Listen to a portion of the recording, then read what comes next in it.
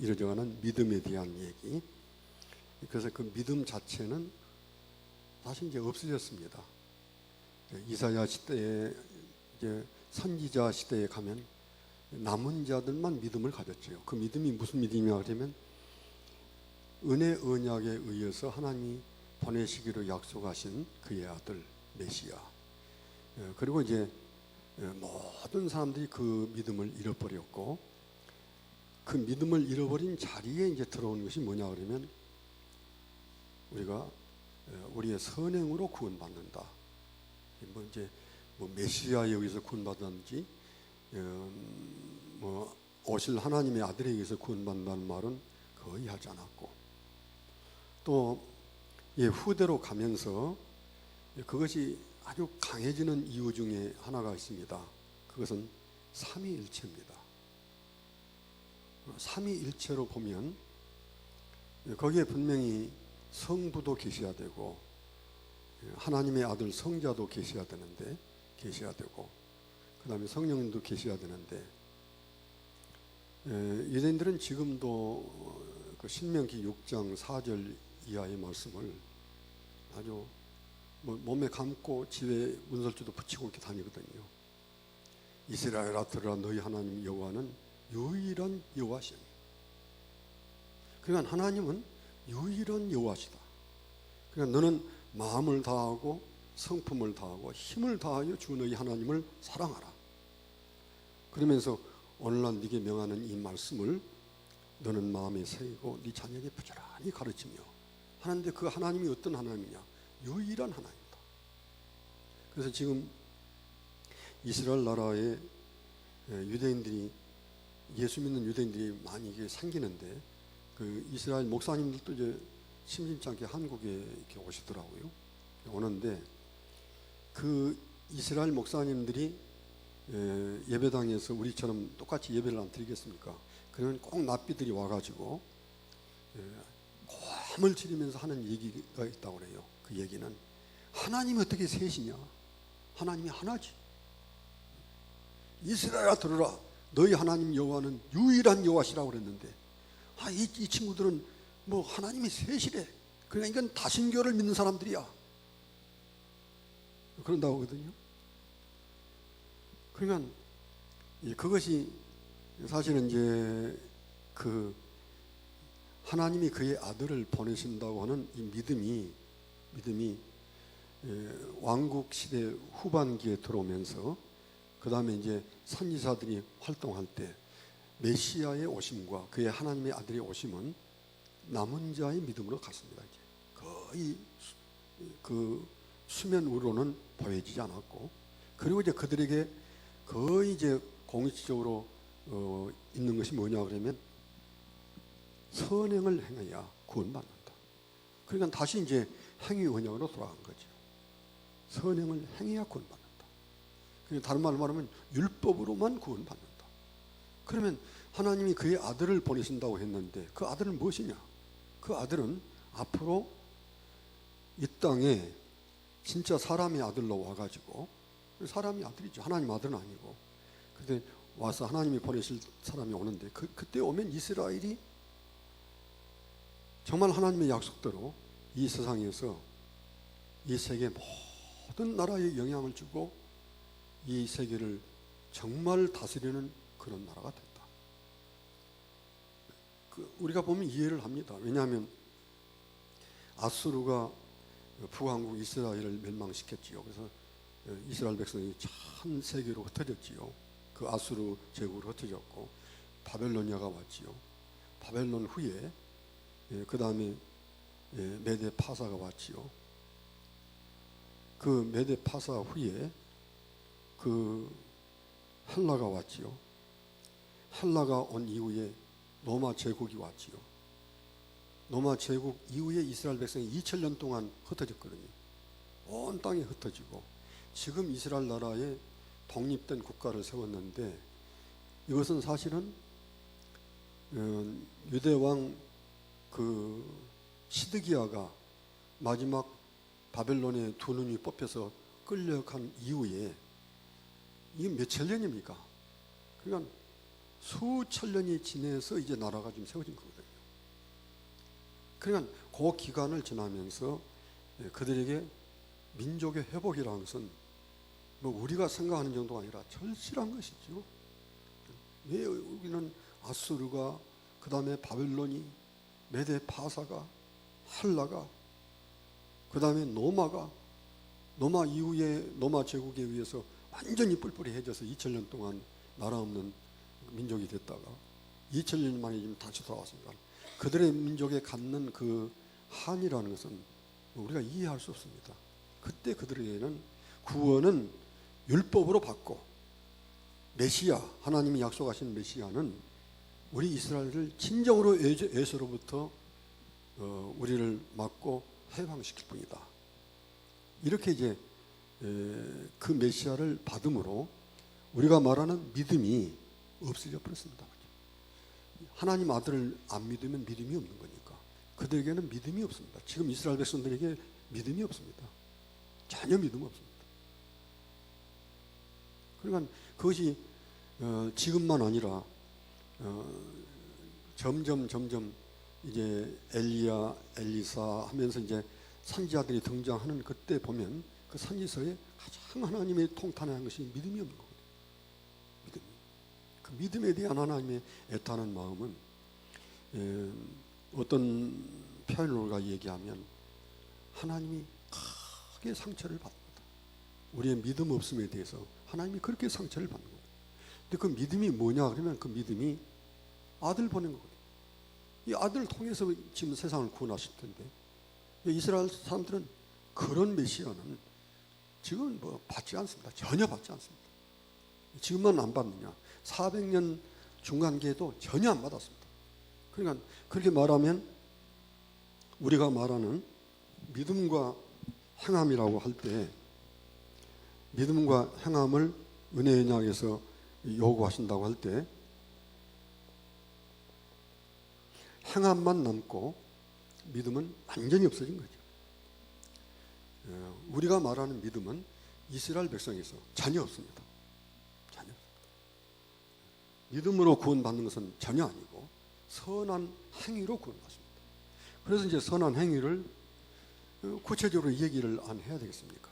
그래서 아까 이제 큰 책을 아까 주셨는데 그 책이 할라카입니다. 할라카. 그리고 이제 구약은 구약. 그러니까 그러면서 이 구약 39권과 할라카는 동일하게 시내산에서 같이 기원했고 하나님의 말씀이고 리튼 토라라고는 구약 39권과 동일한 권위를 가지고 있다. 그렇게 이제 딱 가지고 이렇게 있는데 예수님이 오셨거든요. 그들은 모든 질문을 할라카를 가지고 질문했어요. 그럼 예수님이 단호하게 할라카를 거절했어요. 그냥 계속 충돌하면서 마지막 3년째 됐을 때는 굉장히 그 충돌이 깊어진 거죠. 그들은 생명처럼 할라카를 붙들고 있는데 예수님은 그들이 말하는 할라카의 한 말씀도 받지 않았습니다. 사실 이것은 유대인들에게 굉장히 뿌리 깊은 행함이 됐고, 이 행함이라는 것은 율법을 행하는 것이니까 이게 율법주의인데, 이 율법주의가 이제 예수님이 승천하시고 초대교회가 됐을 때, 초대교회 여러분들이 헬라 쪽에서는 이제 이원론에 의한 영지주의, 유대인 쪽에서는 이제 한 서너 가지의 문제가 있습니다. 그 중에 하나가 율법주의입니다. 예수는 믿는데 그들이 조상 대대로 배우고 또 그들 마음속에 확신했던 그 율법에 대한 그들의 생각과 신념은 거의 변치 않거든요. 그것이 이제 초대교회에 쭉 내려왔고, 사실 이 율법주의와 딱 부닥친 사람이 누구냐 그러면 바울사도입니다. 근데 이것을 이해할 때 우리가 성경을 바르게 이해할 수 있는데, 이것을 할라카나 여기서 말하는 할라카 율법주의를 전혀 이해하지 못한 채 우리는 율법이라는 말을 구약으로 딱 오해를 해보면, 왜냐하면 이건 엄청난 거죠. 그리고 바울 사도가, 그리고 예수님이 구약에, 그들이 율법이라고 말하는 구약에서 어느 말씀이 지금은 필요 없다고 하는 말씀이 있는가? 없지요. 아까도 얘기했습니다만 에베소서 2장 15절에 바울 사도가 하는 말이,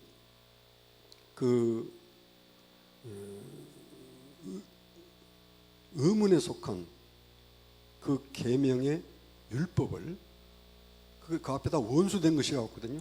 원수된 것, 곧 계명에 속한 율법을 자기 육체로 폐하셨으니 이는 이 둘로 그리스도 안에서 한 새 사람을 지어 저희로 화평하게 하셨다고 했습니다. 박유선 박사님은 그 부분을, 주석을 그냥 길게 했는데, 이 부분을 마치 예수님이 원수된 것, 곧 계명에 속한 율법 해가지고 예수님이 구약을 원수된 것으로 이해하면 안 된다.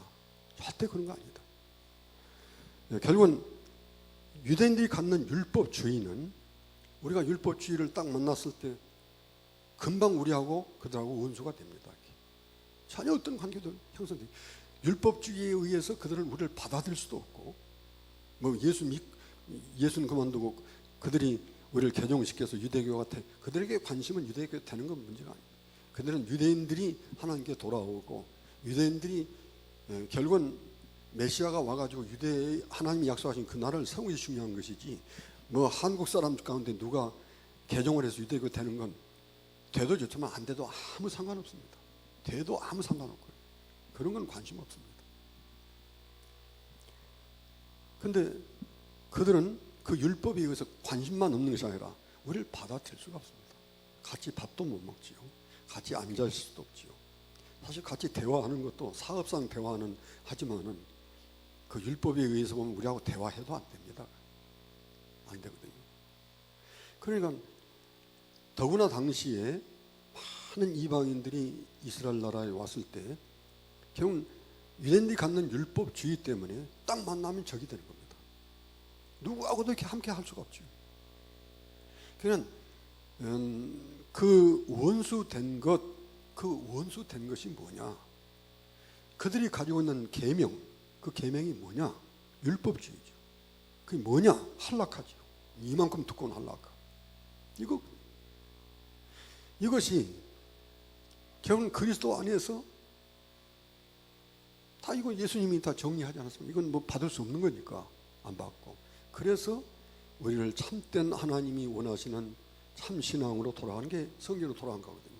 그럼 유대인도 그 성경을 믿고 이방인도 그 성경을 믿으면 그때 두 사람이 예수님 안에서 한 세 사람이 지어서 비로소 두 사람에게 화평이 생기는 것이죠.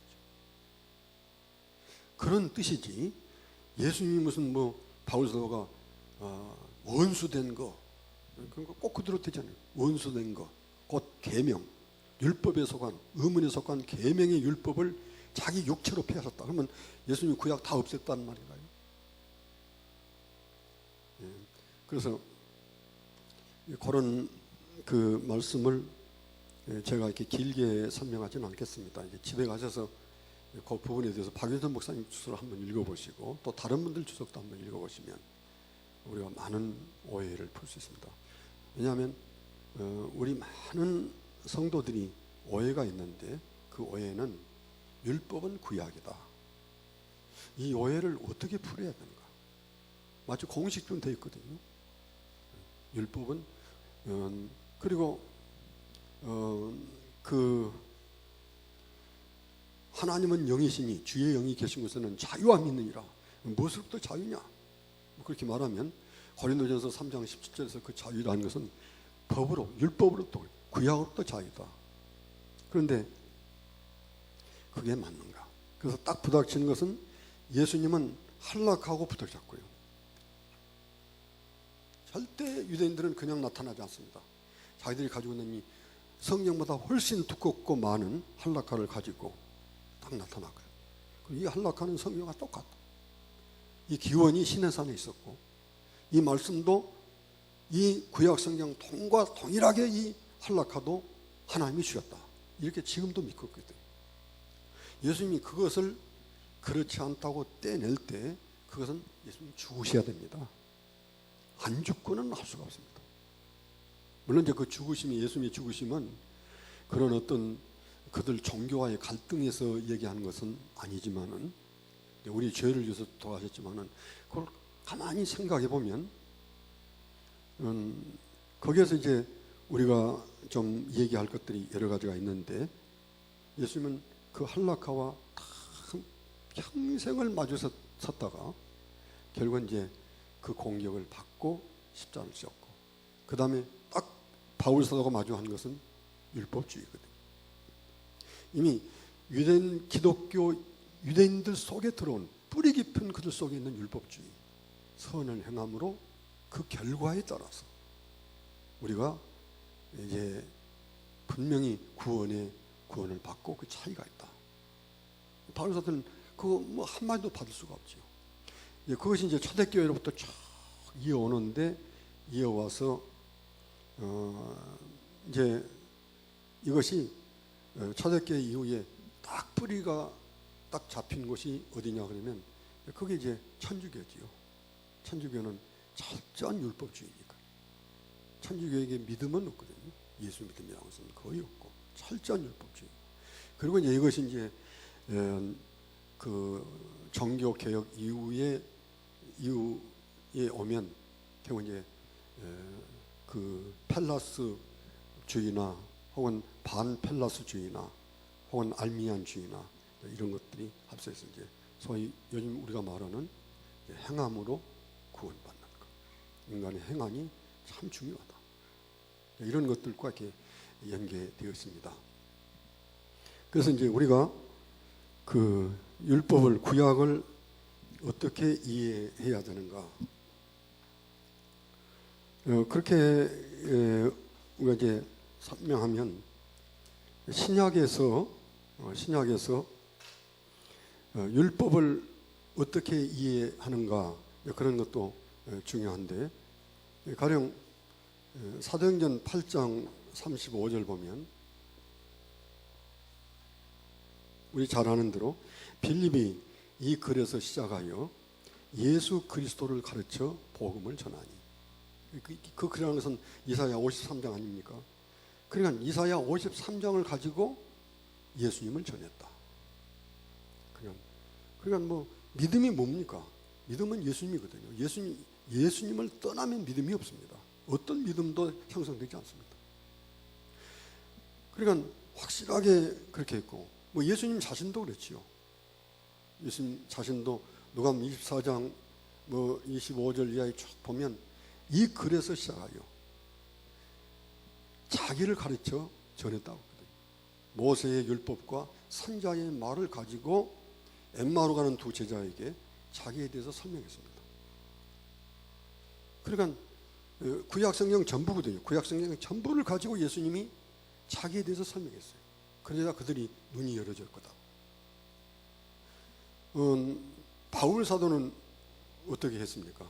바울 사도는 우리 사도행전 28장 23절 뭐 사도행전에 여러 곳에 그런 말씀도 있습니다만은, 그들이 날짜를 정하고 바울이 우거하는 집에 많이 오니 바울이 아침부터 저녁까지 강론하여 하나님 나라를 증언하고 모세의 율법과 선자의 말을 가지고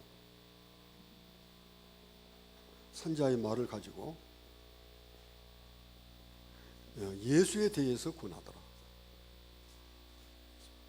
예수님을 전하는데 바울이 자기의 말로 하지 않고 모세의 율법과 선자의 말씀을 가지고 아침부터 저녁까지 하루 종일, 그는 구약 성경은 모세의 율법이면 모세의 오경 아니겠습니까?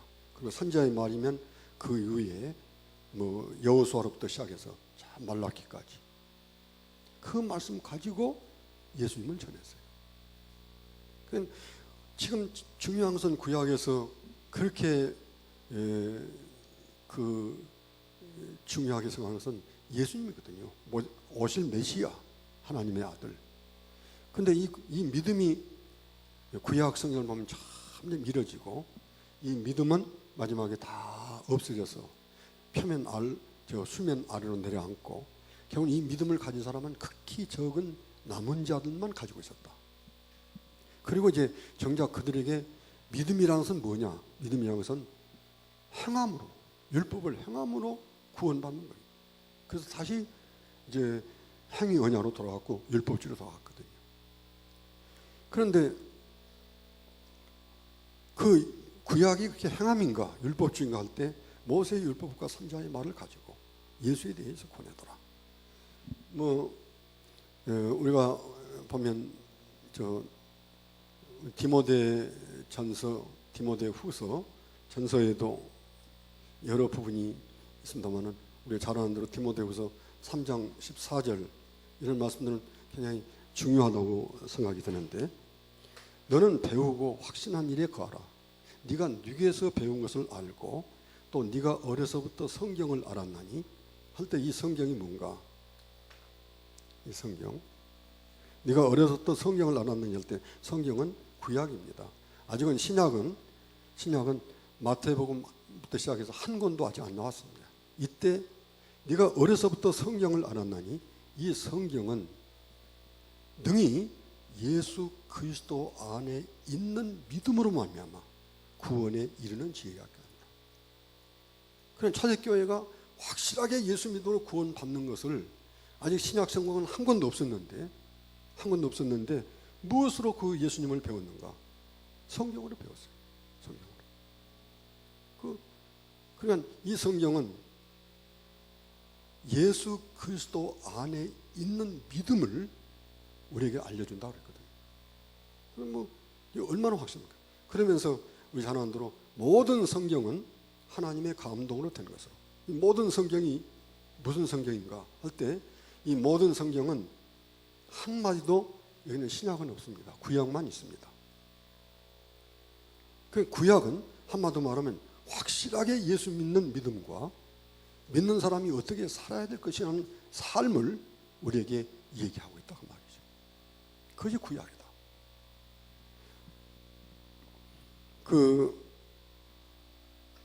그래서 구약이 율법이라는 말이 그게 맞는 말인가? 구약에는 믿음과 행함이 동시에 강조되어 있고 하나님이 그 두 가지를 동시에 우리에게 요구하시는 것이죠. 아까도 봤습니다만 요한계시록 14장 12절에서 마지막 주님 앞에 섰을 때 그 성도들은 아직 신약이 없습니다. 신약이 없는데 그들은 예수에 대한 믿음과 하나님의 계명을 지키는 자들이었다. 이것은 이제 구약 성경에 있는 말씀을 다 그대로 순종했고, 그 다음에 그들은 바로 예수에 대한 믿음을, 예수님을 확실하게 자신의 구주로 믿었다고 말이죠. 아담 이후로 믿음과 행함이라는 이 관계는 변함이 없고, 아까 그런 그 도표를 우리가 그렸습니다마는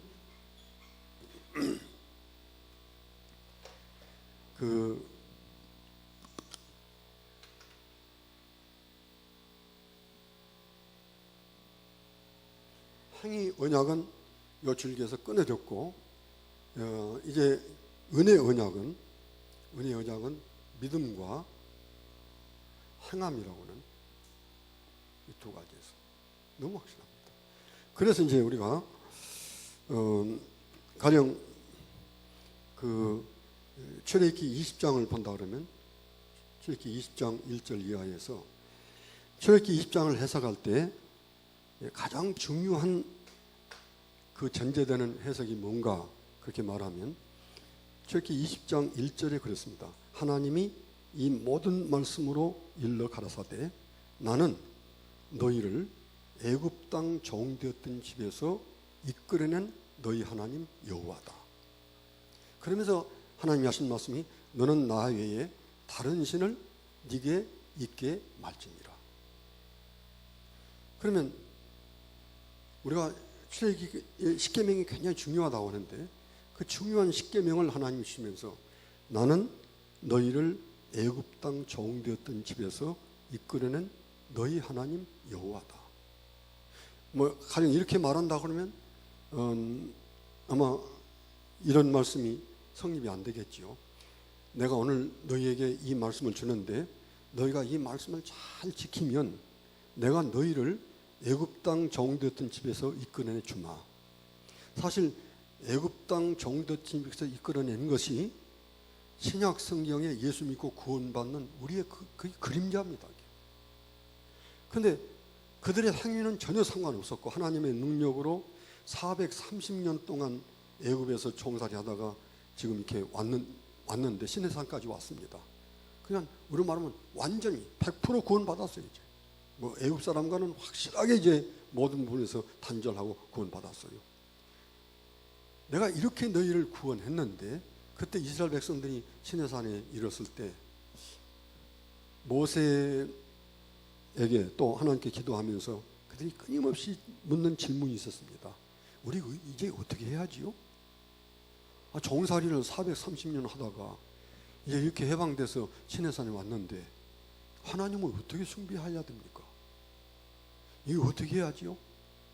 할 때 이제 하나님이 사실은 하나님을 어떻게 섬길 것인가를 얘기하기 전에 맨 처음에 하나님이 하신 말씀이 내가 너희를 애굽 땅 종집에서 이미 이끌어낸 너희 하나님 여호와다. 너희는 구원받은 사람이야. 이제. 그러면 구원받은 사람이 너희들이 어떻게 해야 됩니까? 그렇게 하는데 이렇게 해라 하면서 나의 다른 신을 네게 있게 말지니라. 그걸 하나님 말씀하신 거거든요. 너를 위하여 우상을 만들지 말고 위로 하늘에 있는 것이나 아래로 땅에 있는 것이나 땅 아래 물속에 있는 것에 아무 형상이 되지 만들지 말고 섬기지 말고 절하지 말라. 나 여호와 너희 하나님은 질투하는 하나님이죠. 나를 미워하는 자의 죄를 갚되 아비로부터 아들에게로 3,4대까지 이르게 하거니와 나를 사랑하고 내 계명을 지키는 자에게는 천대까지 은혜를 지키는 주님이라. 사실 이 계명 때문에 순교한 분이 주기철 목사님입니다. 주기철 목사님이 3계명 때문에 돌아가신 것도 아니고 4계명 때문에 돌아가신 것도 아니고 5계명도 아니고 6계명도 아니고 뭐 7계명, 8계명, 9계명도 아니고 딱 한 계명을 위해서 그는 자신의 생명을 하나님께 드렸습니다. 이 계명이죠. 그러니까 이걸 지키면 구원받는다고 하지 않고 이미 나는 너희를 애굽 땅 종에서 이끌어낸 너희 하나님 여호와이죠. 이미 구원받은 백성이 확실하게 지금 나왔어요. 그 시내산 앞에 지금 앉았거든요. 그때 하나님이 너희가 자 이렇게 우리가 나왔는데 실제 우리도 그런 질문 안 하겠습니까? 우리를 지금 막 허겁지겁해서 그 호렙산 밑에까지 왔는데 모세한테 모세를 만나면 저라도 질문할 것 같아요. 자, 이거 너무 감사한데 우리 이제부터는 어떻게 해야지요? 그때 하나님이 그래 내가 너희를 애굽 땅 종에서 이끌어냈는데 너는 이렇게 해라 하고 십계명을 주신 것이죠. 그 십계명이 지난날에 옛날 구약에서 주신 말씀이기 때문에 우리에게 필요하지 않는가? 아닙니다. 1계명부터 마지막 10계명까지 어느 부분이 가령 뭐 2계명은 여러분들이 천주교인들이 쓰는 성경을 보면 성경에서는 2계명이 없습니다. 마리아 상을 숭배하고 베드로 상을 숭배하니까 이번에도 보니까 성모 마리아 승천하는 무슨 식을 하더라고요. 프란체스코가 와서 성모 마리아가 성모는 또 무슨 성모입니까? 예, 그 성모라고 그러면 뭐 우리 같으면 뭐 아마 영어로 말한다면 뭐 할리 모드 그런데 그걸 안 합니다. 성모란 말이 하나님의 어머니란 뜻입니다. 성모가 하나님의 어머니. 예수님의 어머니가 하나님의 어머니잖아요. 그래서 천주교는 사위일체를 숭배한다 그러죠. 첫째는 성부, 그 다음에 두 번째는 성모, 세 번째는 성자, 네 번째는 성령. 마리아가 완전히 하나님 됐어요. 그리고 마리아를 표현할 때 천주교에서는 마리아만 있으면 언제든지 예수님을 보호하는 마리아로 나옵니다. 하여튼 어린아기를 안고 있든지 돌아가신 예수님을 피를 흘리면서 돌아가신 예수님을 껴안고 있든지 예수님이 마리아를 어머니로 이렇게 딱 한 것은 한 그림 하나도 없어요. 그래서 성모예요. 그래서 그 성모가 성천을 했는데 그 마리아는 원죄가 없다고 그러거든요. 원죄도 없고. 그래서 이제 성천을 했다. 거짓말이죠. 마리아가 무슨 성천을 합니까? 이렇게 성경을 떠나면 그런데 그러니까 이제 출애굽기에서도 이 계명을 뺐거든요. 어느 하나를 빼면 안 됩니다. 이렇게. 그러면 출애굽기에서 가령 이제 주일 성수다 그러면 뭐 주일 성수를 하나님께서 분명히 주셨는데 그러면 너나 네 아들이나 네 딸이나 네 남종이나 네 여종이나 내 육축이나 내 문 안에 유하는 객이라도 일하지 말라. 나 여호와 너희 하나님은 일하지 말라. 그렇게 하나님이 말씀을 하셨는데 그냥 주일날 주일 필요 없다. 뭐 일해도 된다. 지금은 뭐 자유함을 율법도 자유함을 얻은 것이니까. 그러면 제 7계명을 품하면 똑같은 계명인데 그건 또 문제가 있는가요? 금방 갑니다. 이렇게. 아까 초뒤에 제가 말씀드렸습니다마는 계명을 하나 버리면 다 따라오는 것이죠. 따라옵니다.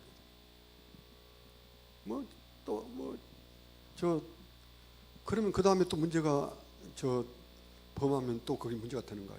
다 그 율법이에요. 그런 의미에서 구약을 깨는 것이 율법주의라고 그러면 그건 예수님이 그렇게 한 적도 없고 바울이 그렇게 말한 적도 없습니다. 로마서를 보면 로마서가 전혀 그렇지 않거든요. 로마서에 그런 말씀이 아니거든요. 그래서 출애굽기에서 나는 너희를 애굽 땅 종됐던 집에서 이끌어낸 너희 하나님 여호와인데 너희들이 내게 묻기를 그러면 이렇게 구원받아서 왔는데 자 우리는 지금까지 종살이만 하다가 우리 조상 대대로 430년 종살이만 하다가 여기 왔는데 하나님 이제 어떻게 해야지요? 할 때 십계명을 주요. 그렇게 해서 이제 하나님이 이런 그 십계명을 주셨는데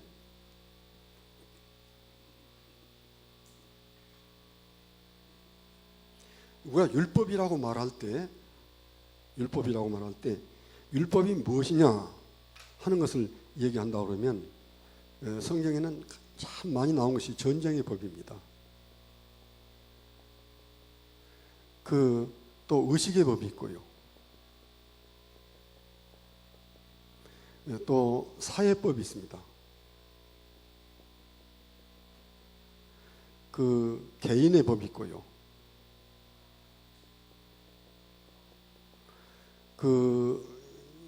사랑의 법이 있습니다. 인애와 사랑의 법이 있고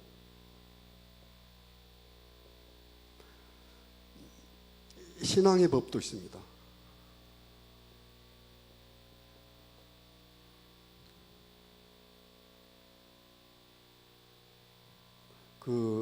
상황의 법도 있고요.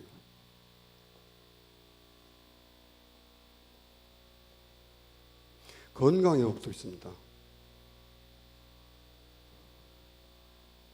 절기의 법이 있고요.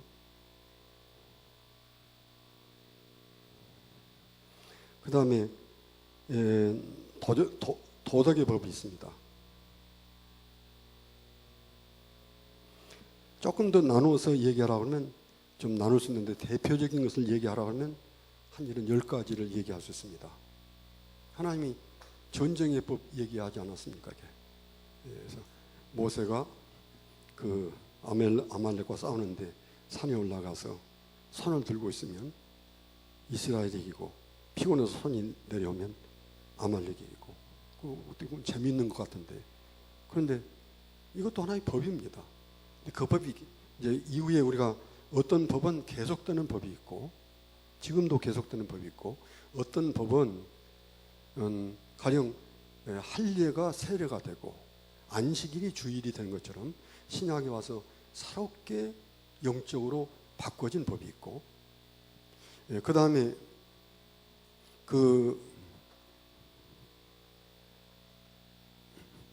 어떤 법은 우리가 이제 조금 해석해서 봐야 될 법이 있고 그런 여러 가지 그 상황에 의해서 율법을 어떻게 봐야 보아야 하느냐에 따라서 달라질 수 있는데 구약에서 말하는 율법이라는 게 이겁니다. 전쟁의 법이 있고 그 다음에 의식의 법이 있잖아요. 의식의 법. 그래서 그 레위기 7장 37절 보면 이는 번제와 소제와 또 속죄제와 속건제와 유임제와 화목제의 규례라. 이게 이제 그 구약에 나오는 중요한 제사 아닙니까? 이 제사를 어떻게 드리는가? 이 제사를. 그래 이런 소위 이런 이제 의식의 법이 있고 그 다음에 사회법이 있습니다. 어느 곳에 시체가 하나 길에 이렇게 놓여 있는데 그러면 그 구약에서 그러지 않았어요? 그 가장 가까운 곳에 양쪽 성에 가장 가까운 곳에 두 성을 정하고 길이를 재라. 여기에서 북쪽으로 어느 성하고는 이게 이제 2.3km가 떨어져 있고 또 여기서 이제 이쪽으로 서쪽으로 또 성이 가까운 데 하나 있는데 거기는 3.5km가 떨어져 있으면 2.3km 떨어져 있는 이 성이 가깝지요. 그러면 이 살인 사건을 이 성에서 맡아서 이게 누군지 왜 이런 살인 사건이 일어났는지 그래서 범인을 잡아라. 그런 식으로 되어 있거든요. 굉장히 한 사회가 이루어지기 위해서 하나님이 주시는 법이에요. 우리가 율법 그렇게 하시면 안 됩니다. 이게 다 율법이니까 지금 율법의 법들이 그런 법이지 않습니까? 또 이런 사회법도 있습니다. 그 시대에만 통용되는 그런 전쟁의 법도 있고 의식의 법도 있고 이제 사회법도 있는데 가령 이제 하나님께서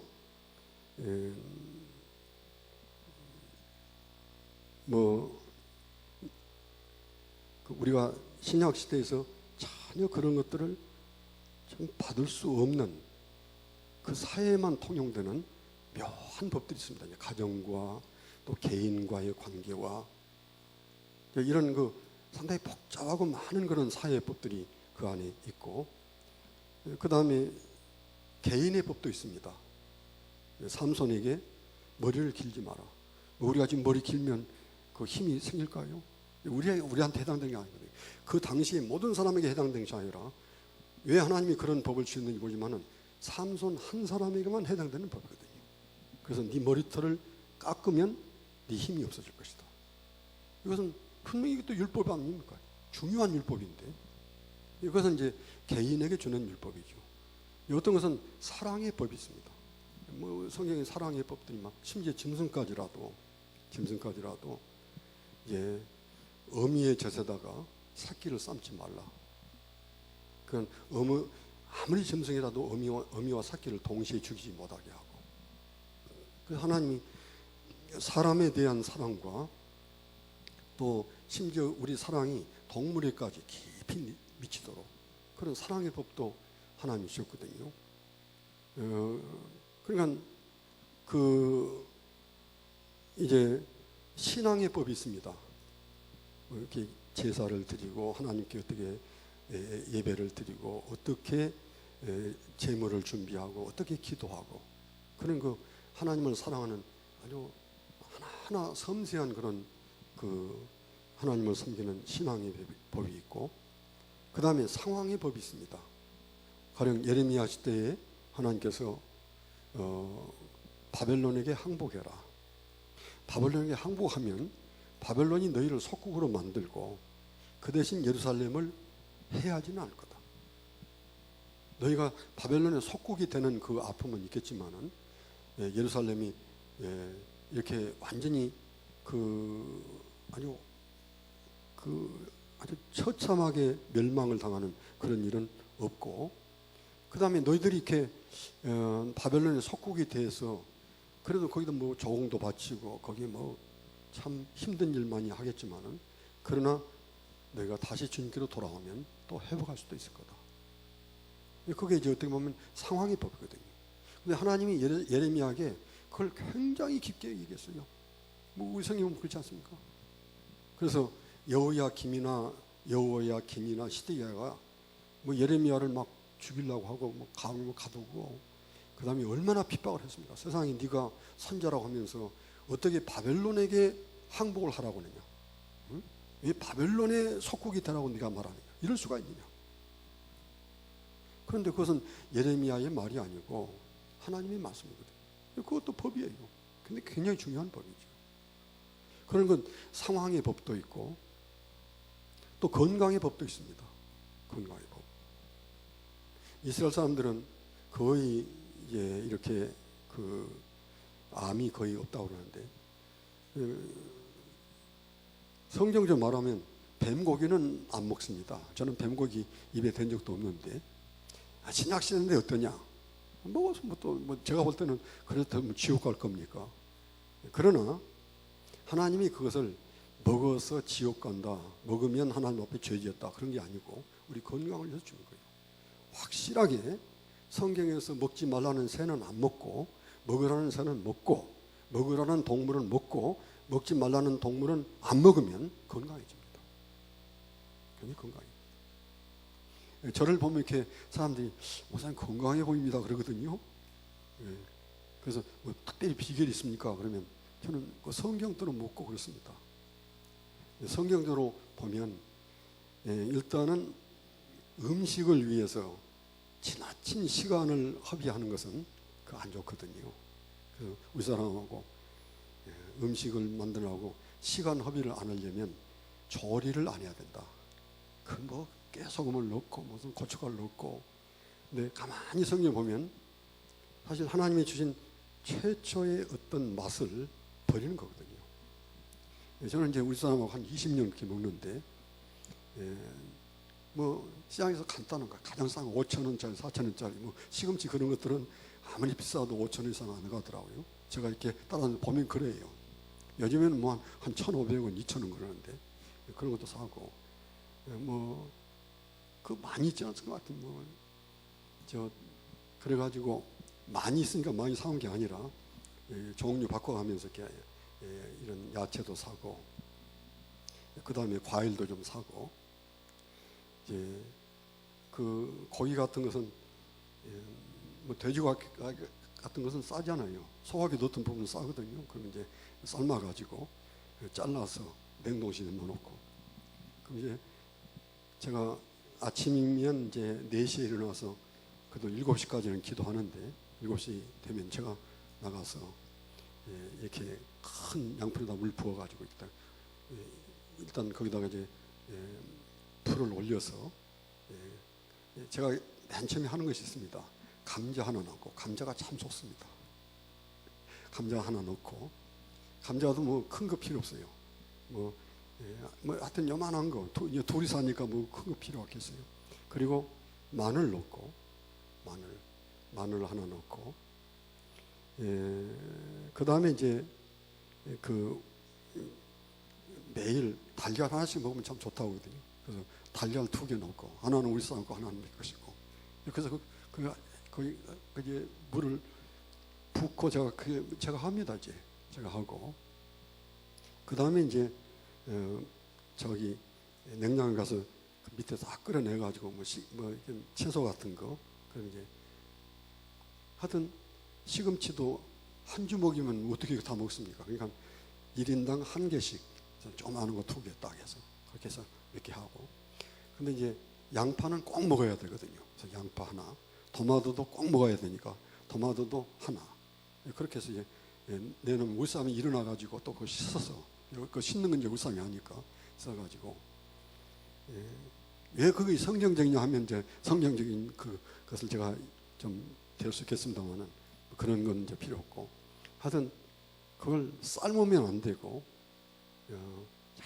약간 순을 죽이면 맛이 있고 그 다음에 부드럽고 좋습니다. 그래서 시금치를 하면 시금치를 끓는 물에다가 살짝 하여튼 이렇게 하면 되는 거예요. 하여튼 이렇게 들어가 있으면 안 돼요. 싹 끌어내고 다 이게 끌어내는 거죠. 의사인 거 다 하거든요. 그럼 이제 제가 또 이거 냉동실에서 또 먹을 수 있는 것들, 옥수수 같은 것도 다 이렇게 제일 맛이 있을 때 사가지고 그걸 삶아서 맛있게 한 다음에 그 다음에 다 그것을 하나하나 떼내서 그러면 많잖아요. 그래서 냉동실에 딱 넣어놓으면 아침에 뭐 몇 알씩만 먹으면 되니까 365일을 먹을 수 있는데 옥수수 그 몇 알씩을 먹는 것이 우리 몸에 좋습니다. 많이 먹으면 몸이 안 좋습니다. 그 안 좋은 또 이유가 있어요. 그래서 이제 과일 또 제가 다 끓여면 우리 사람이 또 뭐 과일 씻는 그 법이 있더라고요. 다 씻어서. 그래가지고 이제 과일에다가 야채를 함께 섞어서 먹으면 먹어보지 않으면 그 기가 막힌 맛을 못 수가 없습니다. 아주 맛있어요. 우리는 뭐 1년 내내 한 번도 된장국을 끓인 적이 없고 김치를 먹은 적이 없거든요. 요리하는 것은 먹지 않으니까. 그러면 건강합니다.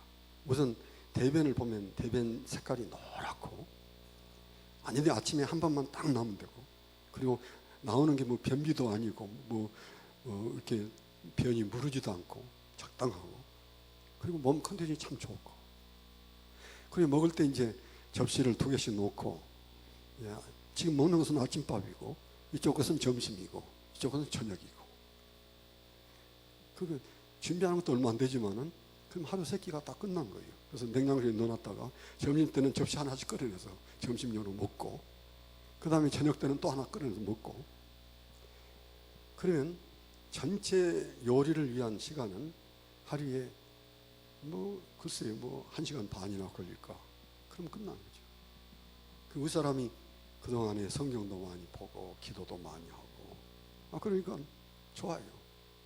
왜 부부가 못 살고 황혼 이혼을 하냐 제가 이렇게 많이 읽어보니까 이게 먹는 것 때문에 그런다고 하더라고요. 먹는 것 때문에. 전에는 회사에 가서 아침밥 그저 빵이나 하나 좀 먹고 저녁까지 먹고 오는데 이제 회사를 그만두니까 하루 3끼를 하는데 당신은 당신도 살고 나는 나도 살자. 나는 도대체 하루 3끼를 힘들어서 못하겠다. 당신은 또 같은 음식을 주면 또 그 못 먹나 그러고 세상에 이런 게 어디 있느냐 돈도 많이 갖다 주도 않으면서 근데 저는 아주 좋아해요. 우선 음식이 참 맛있어요. 사과 한쪽에다가 시금치를 딱 섞어서 시금치도 이제 하나 가지고 3개 나누면 하나는 점심 하나는 저녁이니까 이만밖에 안 되잖아요. 그걸 사과와 같이 씹으면요 진짜 맛있어요. 근데 그래서 제가 왜 이렇게 맛있는 시금치에다가 고춧가루를 치고 무슨 소금을 치고 이래가지고 그 시간을 이렇게 대사는가 이제 그렇습니다. 제가 그 얘기를 하려고 하는 것이 아니라 성경대로 하면요 진짜 좋습니다. 그래서 뱀고기를 먹으면 지옥 가느냐? 아니요, 지옥 가기가 어디 있습니까? 뱀고기를 먹으면 하나님 앞에 잘못했느냐? 잘못한 게 뭐 있어요? 뱀고기 먹으면 죄냐? 죄 아니에요. 그러나 하나님 말씀대로 하는 건 아니죠. 먹을 것이 없어서 저 독수리를 잡아다가 독수리 성경에서 먹으면 안 되거든요. 독수리를 먹었다.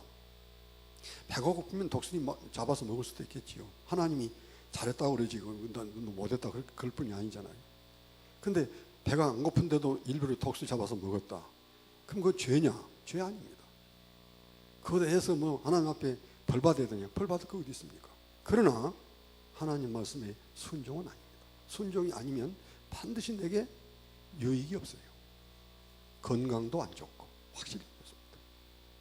그래서 이 맛있는 음식을 여러분들이 제 말이 틀렸는가 하는 것을 여행하신 분들은 압니다.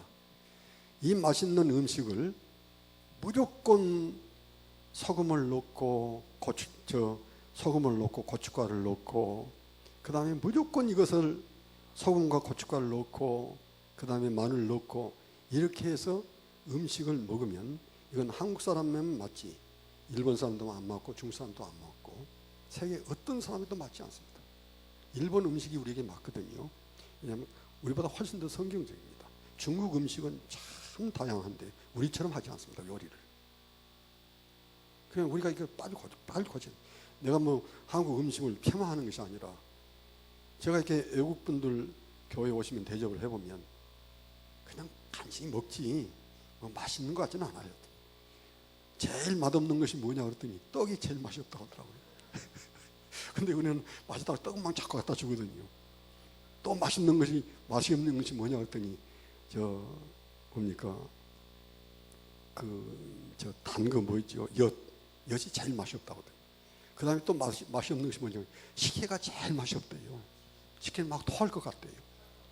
근데 우리가 맛있으니까 막 되거든요. 근데 필리핀 같은 데 가서 보시면 필리핀 음식이 훨씬 맛있습니다. 왜냐하면 고춧가루 안 들어가지, 거기에 소금 그렇게 많이 안 들어가지. 그게 국제화 돼가지고 누가 보든 맛있거든요. 그런 부분은 우리가 좀 많이 새겨야 되는데, 그래서 오늘 아침에도 우리 사람하고 하면서 여보, 이렇게 맛있는 음식을 먹으면서 또 아주 은혜로운 찬양을 늘 아침에 틀어놓고 먹으니까 천천히, 야, 우리 하나님 앞에 10만 원 내야 안 됩니까? 이렇게 맛있는 걸 이 음악과 함께 먹게 하는데, 근데 하나님이 10만 원 가운데 뭐 10원도 안 받고 그냥 주는데 여보 감사하지요? 그러면 또 우리 사람이 그럼 감사하지요? 진짜 감사해요. 그리고 먹으면 속이 참 편하고요. 종사람이 와서 그 몇 가지 얘기를 하는데, 볼 것이 없고, 중국은 볼 것이 얼마나 많습니까? 볼 것이 없고 갈 데가 없고, 4시간만 가면 이 끝에 저 끝까지 부산까지 가는데 더 이상 갈 데가 없잖아요. 그 다음에 먹을 것이 없다고. 중국 사람 입에는 아무것도 자기들의 입에 맞는 게 없습니다. 우리 중국 다녀보신 목사님들은 그 이해를 할 수 있거든요. 그 사람들이 여행 왔으니까 한국 음식도 맛있는 것은 또 주면 맛있으니까 그건 먹을지 모르지만, 보통 우리가 서민으로 먹는 것은 진짜 그 사람들 못 먹습니다. 제가 그런 얘기를 하려는 것이 아니라, 하나님이 훌륭한 건강의 법을 주셨어요. 이 건강의 법이 이 지옥 가는 법이냐? 아닙니다. 천국 가는 법도 아니고요. 이 법을 어기면 무슨 뭐 죄 짓는 거냐? 죄도 아니에요. 그러나 중요한 것은 우리 행복을 위해서, 그리고 우리 건강을 위해서. 그렇게 하면 하나님이 건강 안 주겠어요. 그래서 저는 이제 한 30년 전부터, 지금 이제 목회 끝났으니까 이제 30년도 훨씬 되겠지만 한 40년 전부터 여러분들 우리 교인들한테 다니엘식을 하십시오. 다니엘식. 그래서 우리 교인들은 이제 잘 알거든요. 목사님 다니엘식 하시지요. 근데 이것이 이제 하나님 주신 건강의 법이에요. 건강. 가만히 보면 율법이 다 우리에게 필요한 겁니다. 그러니까 이런 하나님이 이런 건강의 법도 주시고 절기의 법도 주셨습니다. 안식일을, 유월절을, 칠칠절을, 또 희년을, 뭐 이런 법들이, 절기의 법들이 많이 있지 않습니까? 그 다음에 하나님께서 우리에게 도덕의 법을 주셨습니다. 도덕의 법. 우리가 때 성경에 보면 참 그 말씀 읽기도 거부할 만큼, 네 아버지의 그 아내와 할 때는 자기 어머니 아닙니까? 그 못된 짓 하지 마라. 계모하고도 하지 마라. 이모하고도 그런 짓 하지 말고, 네 누나하고도 하지 말고, 네 여동생하고도 그런 짓 하지 말고, 내 이웃의 아내하고도 그런 짓 하지 말고. 얼마나 구체적. 그게 한두 마디가 아닙니다. 심지어는 짐승하고도 그런 짓 하지 말고. 이 에이즈라는 게 짐승하고 그런 짓 하면 에이즈가 생긴다고 그러거든요. 근데 의외로 이 세계에서 짐승하고 그 못된 짓을 하는 사람들이 꽤 있다고 합니다.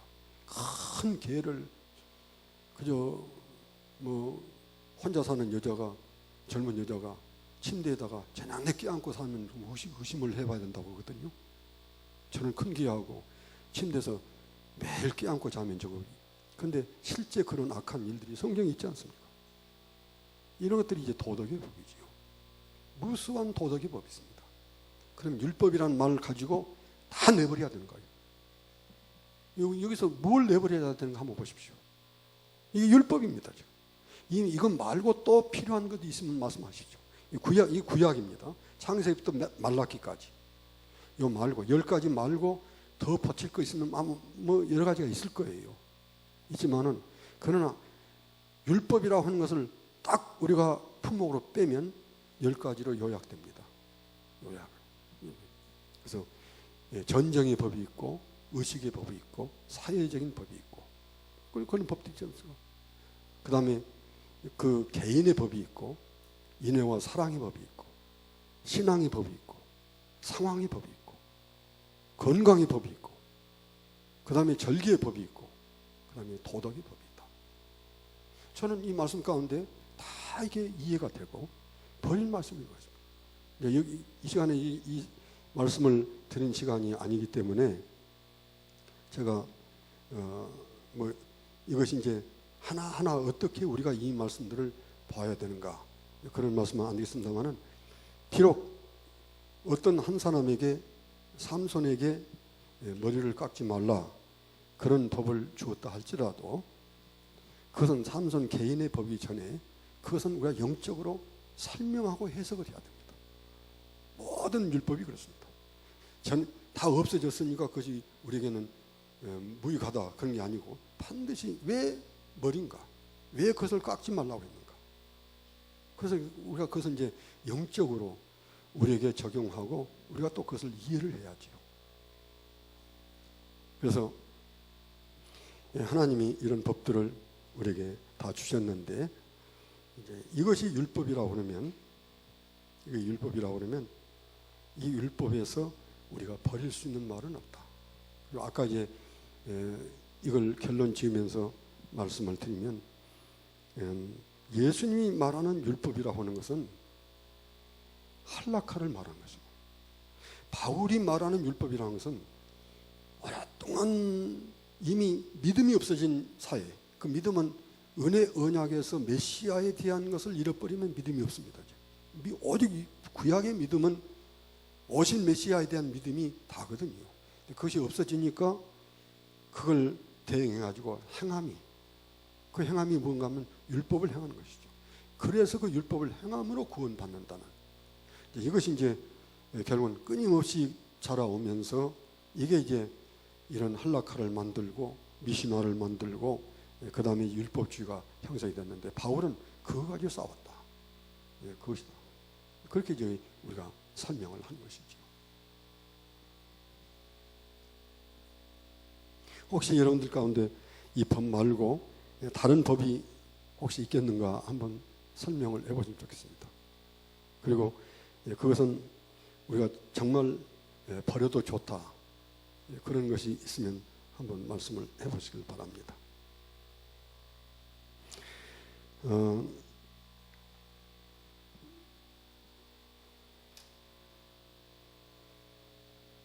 그 이제 앞에서 말씀을 드렸습니다만은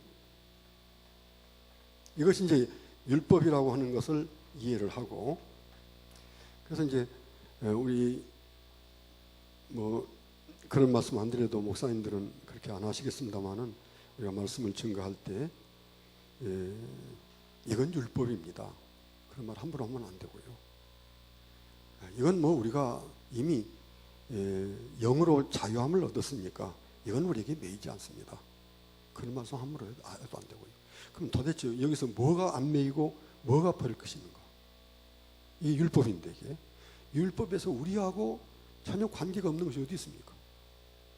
율법이 뭐 이렇게 굉장히 어렵고 무슨 뭐 형식적인가요? 아니요.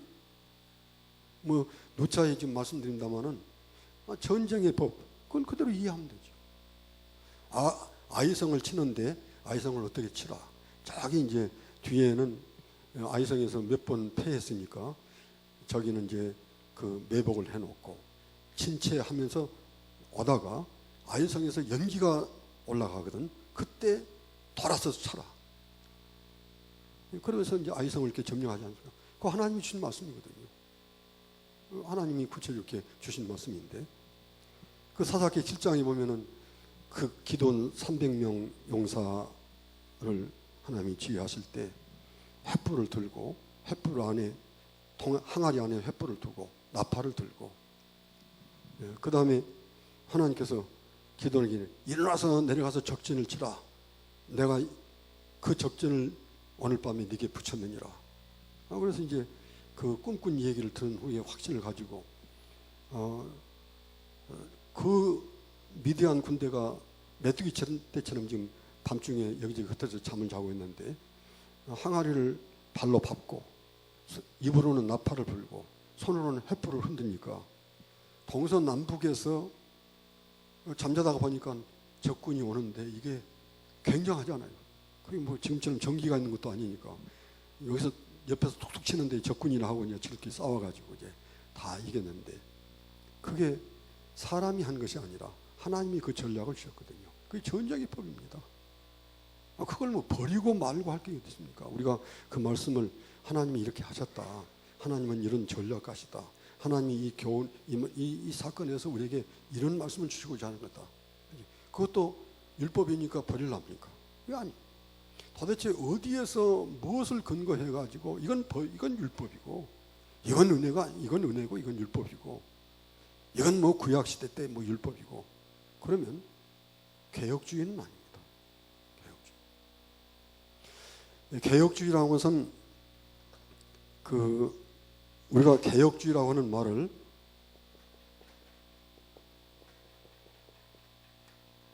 어디에 두고 쓰냐 할 때 믿음과 행함입니다. 근데 믿음은 개혁이 필요 없습니다. 하나님이신 그대로 믿어야지 예수님의 십자가와 부활을 개혁할 것입니까? 수정을 할 것입니까? 그러니까 우리가 개혁주의라고 할 때 개혁주의라고 하는 것은 우리의 삶에 대해서 끊임없는 그 회개와 그리고 끊임없이 그 말씀에 대한 순종. 이 상황, 이 상태를 계속 걸어가면 개혁 아니에요. 우리는 지금도 계속 우리가 개혁을 해야 되니까. 그래서 앞에서 말씀드린 대로 루터가 개혁주의가 아니라 복음주의, 철저한 복음주의, 오직 믿음으로 말미암아 구원을 받는다. 그게 좋았습니다. 그런데 이제 그걸 자꾸 강조하다 보니까 요즘 이제 우리 시대가 다 그렇지 않습니까? 그래서 지금 어느 뭐 교회 뭐 이제 우리 고려파하고도 관계가 있는 교회입니다만은 그 고신에 속하지는 않았는데 그 교회 역사가 이제 많은 부분에서 전임자들이 고신하고 관계가 있습니다. 근데 후임되는 분이 뭐 교회가 참 좋은 교회인데 저한테 한번 전화를 했습니다. 전화하는데 소리가 울먹울먹 하더라고요. 그래서 목사님, 그분도 박 목사님인데 박 목사님 무슨 문제가 있습니까? 그랬더니 아니요. 제가 지금 마음이 너무 난처합니다. 그래서 왜 그렇습니까? 그랬더니 그 안수 집사 한 10대 명이 예배 끝난 후에 어느 집에 모였는데 아마 거기서 저녁 식사를 하고 그렇게 했는지 지금 이제 그때가 밤이 좀 늦은 때인데 근데 안수 하나가 저한테 전화를 하면서 목사님 여기 어느 집사 댁인데 좀 오시지요. 그래서 아니 무슨 일이 있습니까? 그랬더니 아이고 우리가 지금 한 잔씩 하는데 참 좋습니다. 목사님도 오셔서 한 잔 하시지요. 그래서 자기가 지금 정신을 잃을 지경이라고 그래요. 어떻게 이렇게 됐나? 근데 다른 대통령은 또 그런 말도 안 하던데 장로 대통령, 김영삼 대통령이 집권할 때 신문에 여러 번 나왔고 또 기자들이 염려하는 것이 술을 너무 많이 마신다. 김영삼 대통령이 술 많이 마신 거 잘 알지 않습니까? 동일하게 이명박 대통령도 어느 때는 필름이 끊어질 정도로 마신다. 그리고 더 중요한 것은 김영삼 대통령이 대통령직에서 물러난 이후에 그 부인되는 권사님이나 장로되는 본인이 충행교회 장로니까 충행교회 간 것을 가면 아마 한 번쯤은 신문에 날 거예요. 기사들이 이렇게 보고 아이고 교회 갔다 오는구나. 한 번도 교회를 다닌 적이 없는 줄로 압니다.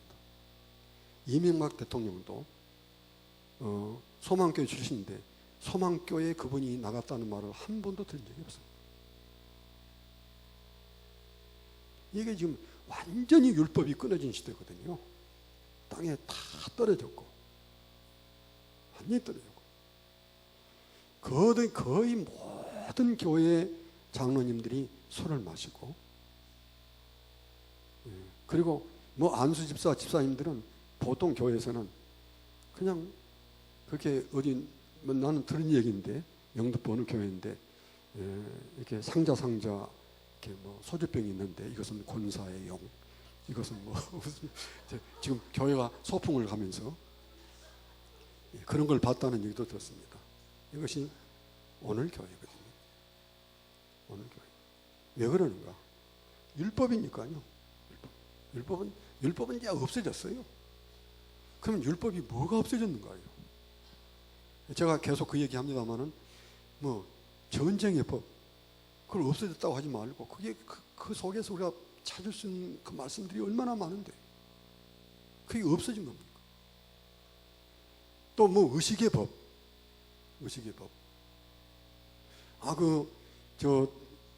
그 번제를 어떻게 드리고 이건 번제로 드려야 되고 이제 소제로 이렇게 드리고 속죄제는 어떻게 드리고 속건제는 어떻게 드리고 그 다음에 위임제는 어떻게 되고 화목제는 어떻게 드리는 그 제사의 법들. 그건 우리가 예배 속으로 확실히 들어온 거죠. 그리고 그 제사 제도를 우리가 이해할 때 뭐 우리가 참 받는 은혜가 너무 많지 않습니까? 얼마나 하나님이 소상하게 그걸 알려주었는데 그것을 없어졌다는 말로 얘기를 해야 되는가요? 그 율법이라는 말로 그렇게 얘기를 해야 되는가요? 아닙니다. 사회법은 참 그 성경에 나오는 사회법들이 굉장히 훌륭해요. 그래서 영국의 법은 성경의 법을 그대로 모방했다고 하더라고요. 너무 훌륭한 법이니까.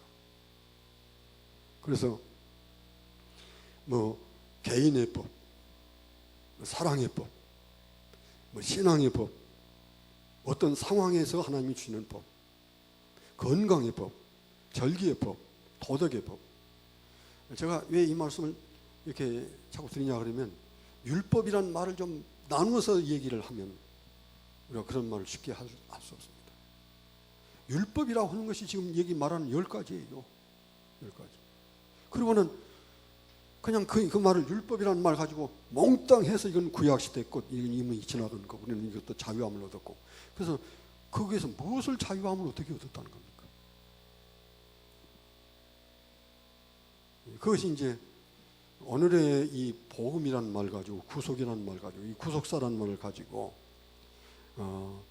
이렇게 강단에서 얘기하면서 교인들이 행함 자체가 아무 의미가 없고 필요가 없고 어떻게 살아도 그것은 문제가 되지 않고 지금 사람이 그 어린 학생들이 304명이 바닥에 빠져 죽었어도 자기하고는 상관없거든. 자기가 지은 죄라도 뭐 자기는 구원 얻었는데 이런 의식이 여기서 더 나가면 진짜 우리 한국교회는 심각한 그런 국면으로 오지 않겠는가 그렇게 이제 생각이 됩니다. 이건 진짜 심각한 국면이 됐다. 그래서 율법을 얘기할 때 개혁주의 믿음과 그런 의미에서 보면 칼빈은 구약의 그 많은 율법을 해석할 때 굉장히 정확하게 해석하고 한 말씀 한 말씀을 살아있는 하나님의 말씀으로 해석했고 여러분이 칼빈의 주석을 이렇게 쭉 읽어보시면 이것은 율법으로부터 해방을 받았고 자유함을 받았습니까? 하고 그 말씀을 도외시하는 그런 말씀이 어디 있으면 칼빈의 개혁이 뭔가? 개혁은 구원받은 우리가 신구약 성경에 있는 하나님의 말씀을 정확하게 그대로 이해하고 한 걸음 한 걸음을 그대로 따라서 사는 겁니다. 그러니까 간음도 그냥 하나님이 간음하지 말라 그런 것이 아니라 아주 구체적으로 얘기하지 않습니까? 구체적으로 아마 뭐 몇 장에 걸쳐서 우리가 읽기도 참 어려울 만큼 제가 지금까지 저도 그런 설교 안 했습니다만은 제가 여러분들이 이렇게 설교하는 것을 보면 네 어머니하고 그런 짓 하지 마라.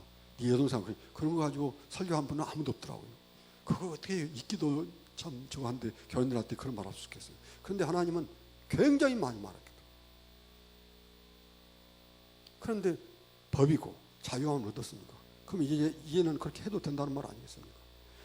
그렇게 해도 된다는 말을 안 해도 교인들은 아 그렇게 해도 되겠구나 이렇게 앞서 가버리는 겁니다. 그것이 이제 우리가 아는 이 시대의 모습이고, 사실 우리 교인들이 지금 하나님 말씀대로 사는가? 사는다 하면 화가 난다고 하는데요. 여러분들이 제가 이렇게 뭐 한번 글을 써야 되나 하고 지금 하는데, 우리 교단에서 가장 영향력 있는 교회 목사님인데, 그분이 쓴 많은 책 가운데서 거의 모든 책마다 수십 번 강조되는 것이, 우리가 예수님을 믿고 구원받으면 하나님의 아들이 되고 딸이 되고 천국을 얻는 사람이 되는데, 이게 빙이다, 이게 되는 거다. 그리고 우리에게 도잉은 아무 필요가 없다. 이게 무슨 말입니까? 아무 필요가 없다. 굉장히 강조합니다. 그리고 그분이 또 하는 말이, 나는 도잉에 대해서는 관심도 없고, 그걸 무슨 도잉을 얘기하면 나는 화가 난다. 이건 또 무슨 말인가? 그래서 그렇지 않다는 것을 혹 여러분들이 이제 뭐 다 그렇게 사시겠습니다만은 마음에 저거 하고, 율법이 뭔가 한번 생각해 보시면 좋겠습니다. 율법이 뭔가? 율법이 뭡니까? 물으면, 그러면 뭐 저는 이렇게 머리에 담고 있습니다만은 우리 목사님도 율법이 뭐냐 그러면 10가지를 얘기하셔야 된다. 이게 율법이다. 그리고 또 다른 구약에 다른 율법이 있으면 또 한번 얘기해봐라. 그러면 크게 말하면 10가지 속에 모든 율법이 다 들어오거든요. 그럼 이 가운데 개인에게 주는 것은, 그 개인이니까 지금 우리에게는 연결되지 않는다. 이게 계속되는 거 아니니까. 그러나 그 말씀에 대한 순종의 그 자세는 우리가 꼭 배워야 되는 거다. 그게 또 이스라엘 백성에게 바벨론에게 항복해라 하는 것은 상황의 법인데, 그럼 몇천 년 전에 이스라엘 백성들이 왜 그 말씀을 했느냐? 그것은 하도 순종 안 하고 믿음도 없고 이제는 순종도 안 하니까 하나님이 그대로 둘 수가 없어 벌을 주는데, 그 벌은 반드시 바벨론에게 지배를 당해야 되는 거예요. 그런데 그것도 거부하거든요. 그러면 그걸 설명하면 되는 것이지요. 그것이 뭐 지금 이미 끝난 시대의 일이니까 우리에게는 그것이, 그 상황이, 우리의 상황에서는 또 하나님이 지금 어떤 말씀을 우리에게 주실지 그 성경 말씀에 따라서 우리 상황에 주는 법이 있지만은, 이스라엘 백성은 그거 있는데, 그때 그것이 이스라엘 백성이 그 말씀까지도 순종하지 않았다. 얼마나 순종하지 않았는가. 그렇게 말하면 훌륭한 설교가 되는 거고, 훌륭한 설명이 되는 거지. 그런데 두루뭉실하게 율법이라는 말 가지고 할 때, 그 율법이라는 것은 예수님이 말할 때 강력하게 너희 율법에는 어떻게 썼느냐 하는 그 율법은 구약이 말하는 게 아니고 너희 율법, 할라카를 말합니다. 바울 사도가 율법으로 할 때 그 율법이라는 말이, 그것은 할라카를 포함한 율법주의를 말하는 것이지, 바울 사도가 어디에서도 구약을 공격하는 말, 구약의 어디를, 바울 사도가 아까도 말씀드린 사도행전 28장 23절에 보면 그들이 날짜를 정하고 바울이 우고하는 집에 많이 오니 바울이 아침부터 저녁까지 강론하여 하나님 나라를 증언하고 모세의 율법과 선지자의 말을 가지고 예수의 일로 권하더라. 예수의 일이 무엇입니까? 예수 믿고 믿는 사람이 어떻게 사는 것, 그것이죠. 그래서 우리 목회자들이 평생에 우리 입에서 율법이란 말을 많이 생각해보고 율법으로부터 자유함을 얻었다. 율법이 아니다. 그건 율법주의다. 그런 법들은 이미 폐하해졌다. 구약에 어떤 법이 폐하해졌는가요? 그렇게 이제 생각하고 구약을 오늘 신약에도 동일하게 우리에게 주신 하나님의 말씀으로 이해하고 한 말씀도 버리지 말고 가능하면 구약을 가지고 설교도 많이 하고 그것이 제가 지금 드리는 말씀대로 이게 칼빈주의입니다. 칼빈은 모든 하나님의 말씀을 하나하나 우리가 양심적으로 순종해야 될 말씀으로 이해하고 그러면서 이제 개혁을 얘기했습니다. 그래 보면 개혁할 것이 너무 많잖아요. 정치도 개혁을 해야 되고, 그러니까 칼빈의 정치관이죠. 칼빈이 정치한 적이 없는데 칼빈의 저를 보면 칼빈의 정치관 많이 나오지 않습니까? 문화도 하나님 앞에서 개혁을 해야 돼요. 미술을 그려도 어떻게 그려야 될 건가? 음악을 해도 어떻게 해야 될 건가? 사실 그런 것들이 잘 세워졌을 때 개혁주의, 이것이 개혁주의가 무르익었을 때 그 당시의 음악가들을 우리가 알고 그 당시 미술가들을 알지 않습니까? 그러면 그 모든 것들이 신앙이잖아요. 표현되는 것이.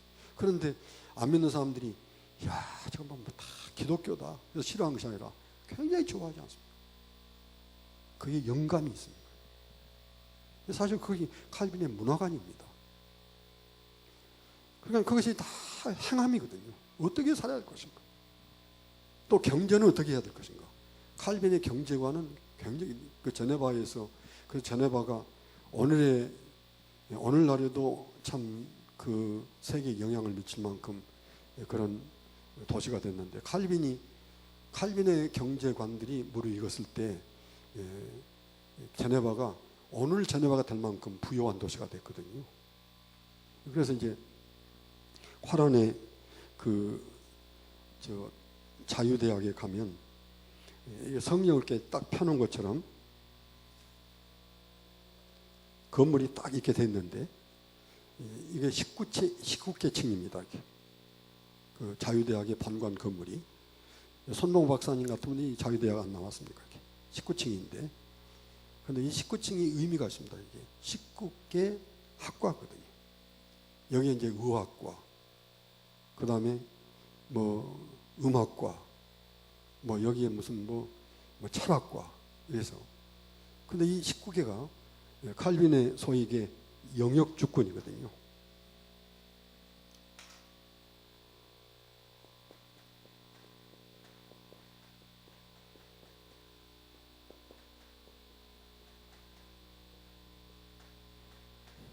영역 주권인데 영역이라는 말이 이 스피어가 정치 영역, 경제 영역, 문화 영역 이런 영역이거든요. 모든 영역이 하나님의 말씀으로 행해야 되고 순종해야 된다. 그래야 하나님이 다스리는 진정한 하나님의 다스림이 하나님의 나라가 거기에 임한다.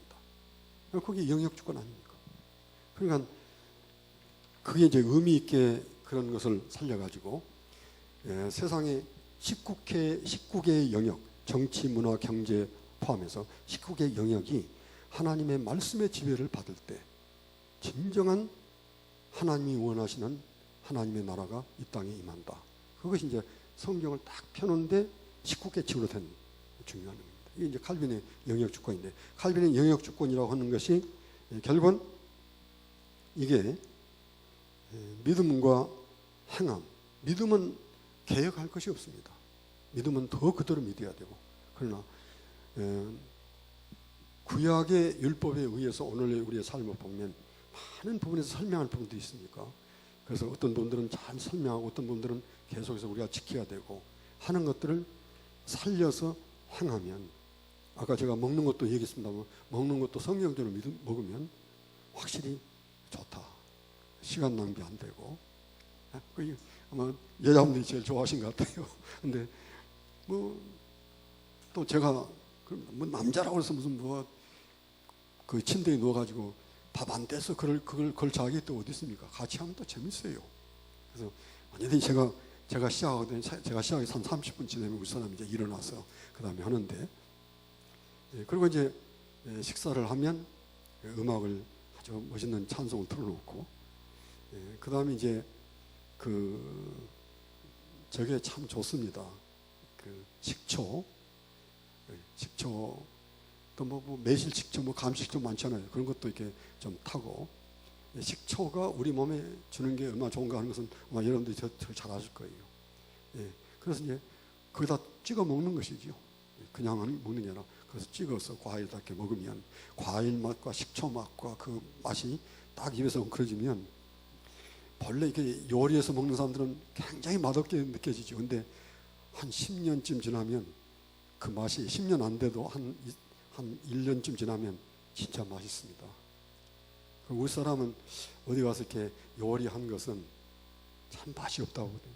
맛이 없고 또 그거 하면 뱃속이 안 좋고. 저도 또 그런 것 같아요. 오늘 천국에서 그런 건 아닌데 제가 드리는 말씀은 하나님 말씀은 버릴 게 없습니다. 율법을 참 생각하면 버릴 게 없습니다. 버릴 게 없고, 그 다음에 이제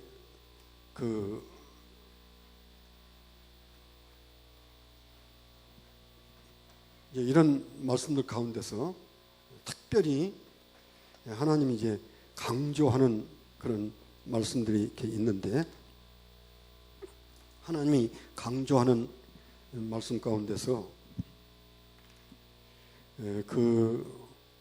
아마 이렇게 주일 성수하는 거,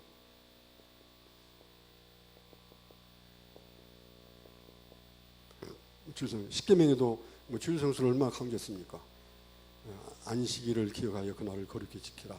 여섯 동안은 힘써 네 모든 일을 행할 것이나 이르던 날은 너희 하나님 여호와의 안식일인즉 너나 네 아들이나 네 딸이나 네 남종이나 네 여종이나 내 육축이나 내 문 안에 유하는 격이라도 일하지 말라.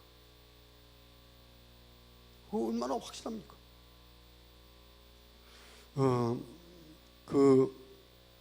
아까 이사야 58장 13절 말씀, 또 성경에 이렇게 안식에 대한 말씀들을 쭉 읽어서 보면 결국은 그 안식일이 오늘 신약에 와서 주일이 됐습니까? 우리가 못 지키는 것과 버리는 것은 다릅니다. 버리면 하나님 앞에 죄입니다. 왜 안식일을 이렇게 버린가요? 우리에게는 훨씬 더 성화된 주일을 주셨으니까 우리가 안식일을 지키는 동일한 그 말씀과 그 정신으로 주일을 지키는데, 우리가 따르지 못할 것들이 많지요. 그러나 기본적으로 뭘 사고 파지 말라고 했습니까? 사고 팔아서는 안 되지요. 느헤미야 시대에도 주일인데 안식일인데 막 성 안에 들어와서 뭘 사고 팔 때 막 탄식하지 않습니까? 다 몰아내고. 왜 주일날 이렇게 뭐 사고 파느냐. 그러니까 우리 교인들을 훈련을 시킬 때 여러분들이 힘들지 않습니다. 토요일날 시장을 보세요. 주일날 손님이 오신다 그러면 토요일날 미리 꼭 시장을 보세요. 그리고 예배 끝나고 가서 집에 가서 잘 준비를 해서 손님을 대접을 하세요. 그리고 나서 손님이 간 후에 여러분의 마음에 남는 것이 있습니다. 그 남는 것은 굉장한 마음의 즐거움이 있습니다. 그 즐거움이 하나님이 참 즐거워하시겠다. 왜냐하면 이사야 58장에서 말씀하시기를 네가 이렇게 하면 네가 여호와의 안에서 즐거움을 얻을 것이라. 그러면 교인들이 이렇게 합니다.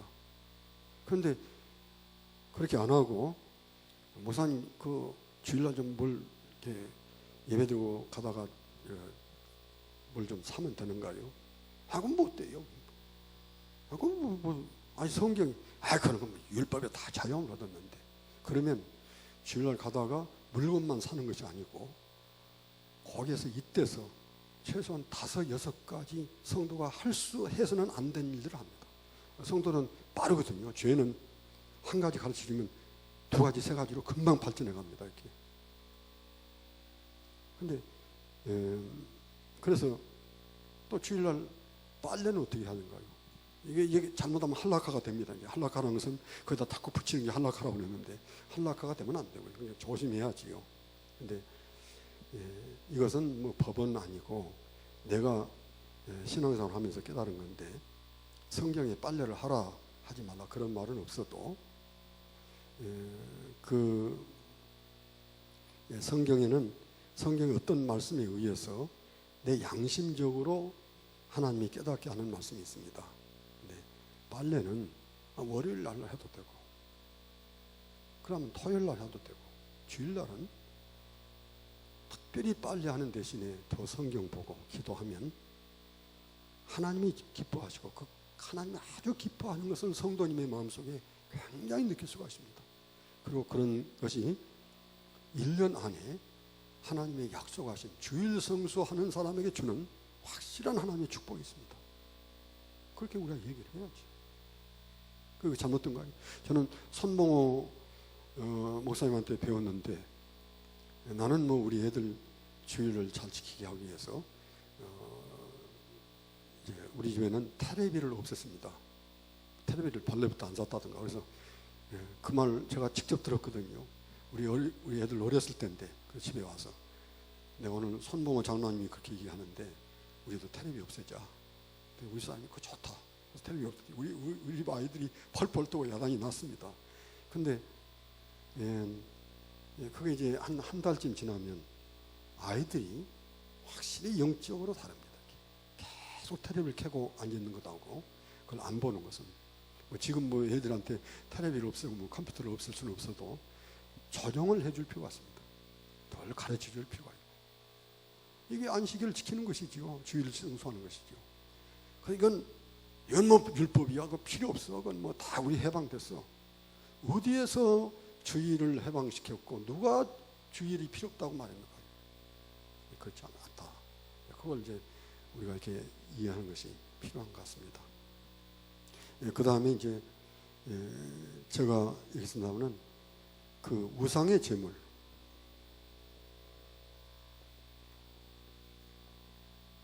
이것도 그 하나님이 그럼 이건 없앴는가? 그 부부 사이에 남편 있는 그 아내가 어떤 다른 동창을 만났든지 누구 만났든지 남자를 만나서 하여튼 아는 사람이든 모르는 사람이든지 같이 저녁을 먹고 들어왔다. 그러면 그거 안 되는 겁니다. 뭐가 안 되는가요? 안 되는 거죠. 왜냐하면 부부와의 관계가 그러니까요. 그런데 그런 식으로 성경에 하나님이 말씀하는 것이 꽤 많습니다. 이렇게. 하나님과 우리 사이를 부부의 관계로 얘기하면서 그래서 특별히 우상의 제물이 그렇습니다. 우상의 제물. 네가 내가 네 남편이야. 그런데 네가 간음을 했어. 산이서의 간음이라고 하는 말은 실제 육신적으로 간음하는 것을 말한 게 아니라 우상의 제물도 먹고 우리 같으면 저 불상 앞에 가서 가기도 하고 절은 안 해도 친구 따서 가기도 하고 그걸 아주 이런 이방 신들에 대해서 별로 상관치 않는 거. 이걸 하나님께서 간음이라고 했거든요. 간음이라고. 이런 것들이 지금은 보편화되고 너무 일반화됐다. 그래서 구약이라는 말씀 가지고 그래서 이제 아까도 그런 말씀 드렸습니다마는 가령 우상의 제물을 얘기할 때 이제 사도행전 15장 29절에서 우상의 제물과 예수 믿는 사람들에게 너희가 예수 믿음으로 어떤 법이나 율법도 이제 너희들에게 필요하지 않다. 예수만 믿으면 할례도 필요하지 않다. 그런데 꼭 예수 믿는 사람이 지켜야 될 것이 있다 하면서 우상의 제물, 피는 이제 여러 우리 개혁주의 주석에 보면은 피를 먹어야 되냐 안 먹어야 되냐 그것이 아니라 피는 이제 살인을 의미한다. 함부로 남의 피를 흘리고 남을 치고 뭐 하는 살인을 의미한다. 하여튼 그런 해석을 떠나서 우상의 제물. 안 먹지 말라면 안 먹어야지요. 그것이 에베소서 4장 4절과 무슨 관계가 되는가? 관계되지 않습니다. 하나님이 지으신 모든 것이 선함에 감사함으로 받으면 받을 것이 없나니 하나님의 말씀과 기도로 거룩해짐이라. 이 우상의 제물이라도 딱 놓고 기도하면 거룩한 제물이 되기 때문에 먹어도 상관없다. 그 말인가요? 그러면 그 말이 맞다고 하면 사도행전 15장 29절은 그럼 어떻게 해석해야 됩니까? 예수 믿는 사람에게 가장 기본적인 법을 얘기할 때 우상의 제물을 하는데 그럼 어떻게 해야 될까요? 그럼 바울 사도가 우상의 제물에서 구체적으로 얘기하면서 고린도서 8장 10절에서 지식 있는 네가 우상의 집에 앉아서 우상의 제물을 먹는 것을 보면 믿음의 약한 자들이 양심이 담력을 얻어서 우상의 제물을 먹게 되지 않겠느냐. 그 말은 뭐 어떻게 해석을 해야 됩니까?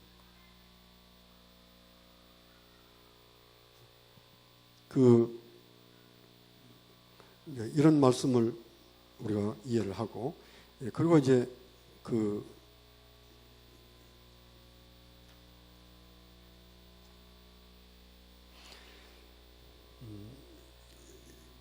여러분 교환 18페이지를 한번 보시면 좋겠습니다. 18페이지.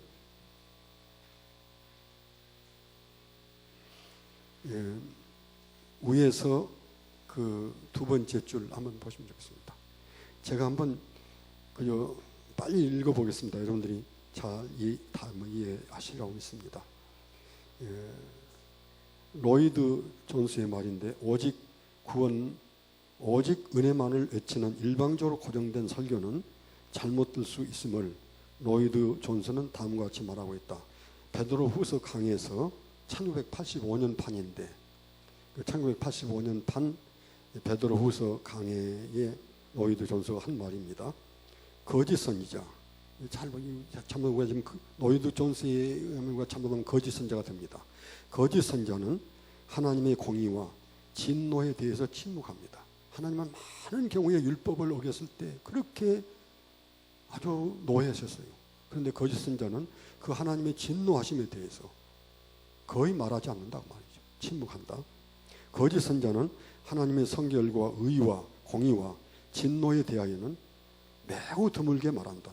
하나님의 사랑은 항상 말하지만 언제든지 하나님은 사랑의 하나님이죠. 그 하나님의 사랑은 늘 말하나 그 밖의 것들은 말하지 않는다. 그는 우리들이 모두 관계를 맺고 있는 이 거룩하고 존귀한 분에 대해 설교할 때 아무도 두려워 떨게 하는 일이 없다.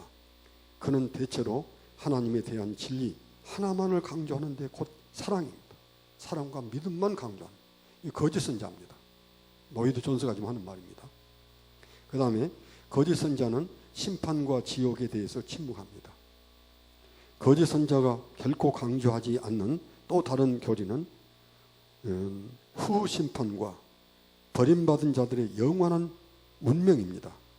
유감스럽게도 지난 반세기 동안 최후 심판에 대한 설교는 많지 않았습니다. 거짓 선지자들은 이와 같은 가르침을 좋아하지 않습니다. 세 번째, 거짓 선지자는 죄의 사악성을 강조하지 않습니다. 죄가 그리 중대한 문제가 아니라고 암시합니다. 그는 죄에 대해 말하는 것을 좋아하지 않습니다. 거짓 선지자는 회개의 필요성에 대해서 침묵합니다. 거짓 선지자는 회개를 강조하지 않습니다. 그의 교훈에는 구원으로 인도하는 매우 큰 문과, 자, 이 말을 이제 참 우리가 참 조심해서 볼 필요가 있습니다. 오늘 우리에게 구원은 큰 문입니다. 좁은 문이 아니고 뭐 아무나 믿으면 구원 받으니까요. 그런 식의 지금 강조를 한다고 말이죠. 누구든지 믿기만 하면 구원 받으니까. 그래서 구원을 큰 문으로 강조하고 천국으로 인도하는 매우 넓은 길입니다. 예수 믿고 구원 얻는 것이 그렇게 큰 문이고 아주 넓은 길이 됐어요. 여러분은 자신의 죄성에 크게 신경 쓸 필요가 없어집니다. 여러분의 마음이 검은 것을 심각하게 여길 필요가 없어집니다. 여러분은 그저 믿는다고 하기만 하면 됩니다. 하지만 창교도나 웨슬레나 조지 히플드나 기타 유인들의 전도는 전혀 달랐습니다. 그들의 전도는 사람들로 하여금 하나님의 심판을 두려워하게 했고, 가끔 영혼들로 하여금 몇 개월 동안 고뇌하게 했습니다. 고뇌하고 슬퍼하게 했습니다. 거짓 선지자는 성결한 생활에 대해서 침묵합니다. 거짓 선지자는 산상수훈을 실천해야 한다고 말해주지 않습니다.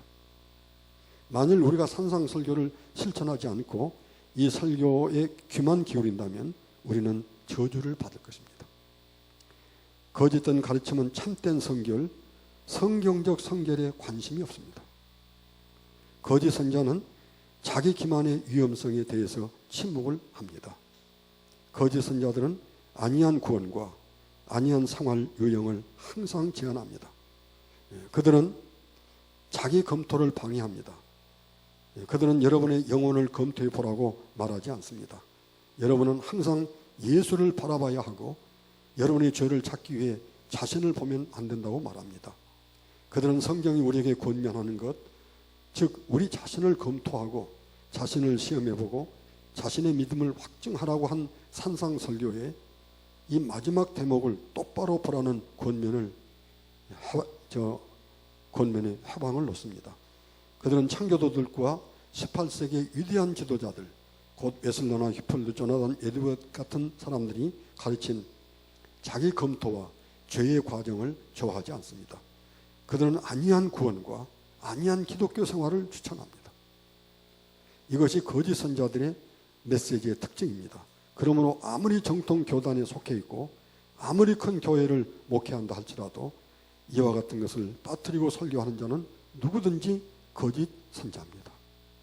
우리가 한 번쯤은 귀걸이해 봐야 될 중요한, 왜 계속 얘기하면 축복, 믿으면 구원, 우리 천국은 이미 정해놓은 곳, 그런 설교만 하고 정작 회개를 말하지 않고 죄를 말하지 않고, 회개를 말하고 죄를 말하려면 하나님의 법을 말해야지. 그런데 왜 그런 설교를 안 할까? 그러면 거짓 선자다. 굉장히 듣기 좋고 그것이 맞는 것 같지만은 맞지 않다는 말이지요. 예, 그리고 이제 모든 교파의 신앙 고백서들은, 제가 이제 그 신앙 고백서들을 혹시 필요하십니까? 다 열거해서 이게 좀 드릴 수 있겠습니다만, 우리가 믿는 개혁주의 모든 고백서들, 한 10가지나 되는 고백서들이 빠지지 않는 말이 있습니다. 모든 우리 그 신앙 고백서들은 모든 성경은 하나님의 감동으로 된 것으로, 그 다음에 신앙과 생활의 규칙입니다. 생활이 율법 아닙니까? 신앙과 생활의 규칙. 근데 지금은 율법도 생활도 다 빼버리고 오직 신앙만, 그것은 로이드 존스로 말하면 거짓 선자입니다. 굉장히 성경적인 것 같지만은 성경이 그렇게 말하지 않습니다. 지금 그렇게 지금 얘기를 하는 것이거든요. 그리고 이제 그 마지막 루터의 복음주의가 심각한 고뇌에 빠졌던 그 얘기를 아까 제가 말씀드렸는데, 그렇게 오늘 결론을 내렸습니다. 제가 이렇게 말씀을 이제 다 맞추겠습니다. 이 내용을 이제 여러분들이 집에 가서 읽어보시고, 제가 조금 쉽게 정리를 해서 결국은 이제 복음과 율법을 한번 이렇게 정리를 해보았습니다. 제가 워낙 시원치 않은 사람이기 때문에. 근데 이제 혹시 여러분들이 질문을 하신다 그러면 뭐 우리 목사님들이 서로 좀 답도 해주시고요. 그래서 몇 가지 질문을 좀 한번 해보시죠.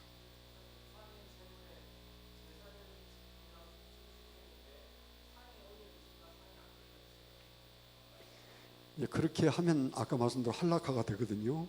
우리가 무섭게 자꾸 구별하면. 근데 일단 우상의 제물을 올렸더니 안 올렸더니 간에 그 목적이 우상의 제물로 만들었기 때문에 우리가 이것은 하나님 앞에서 철저하게 딱 끊어버리면 제일 좋습니다.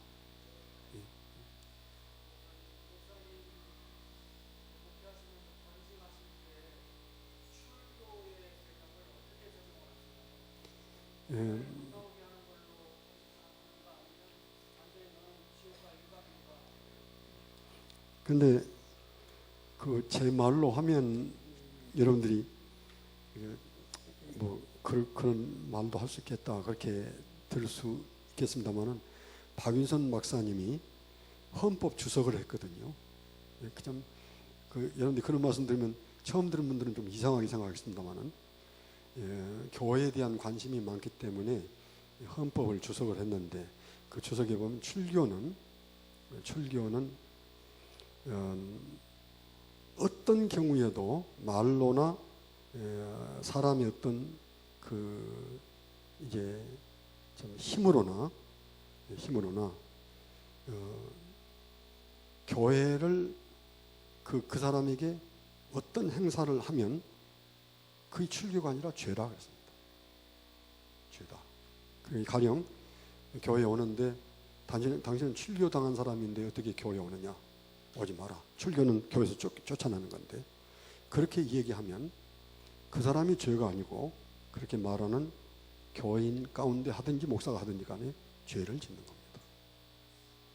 죄를 짓고, 그 다음에 이제 더구나 뭐 청년들을 시켜가지고 이거 뭐라네, 그래서 끌고 밖으로 끌어냈으면 그건 심각한 죄지요. 우리가 유럽에 가서 보면 천주교가 이런 부분에서 얼마나 잘못된 죄를 지었는가. 하는 것을 우리가 알 수 있지 않습니까? 저도 이제 그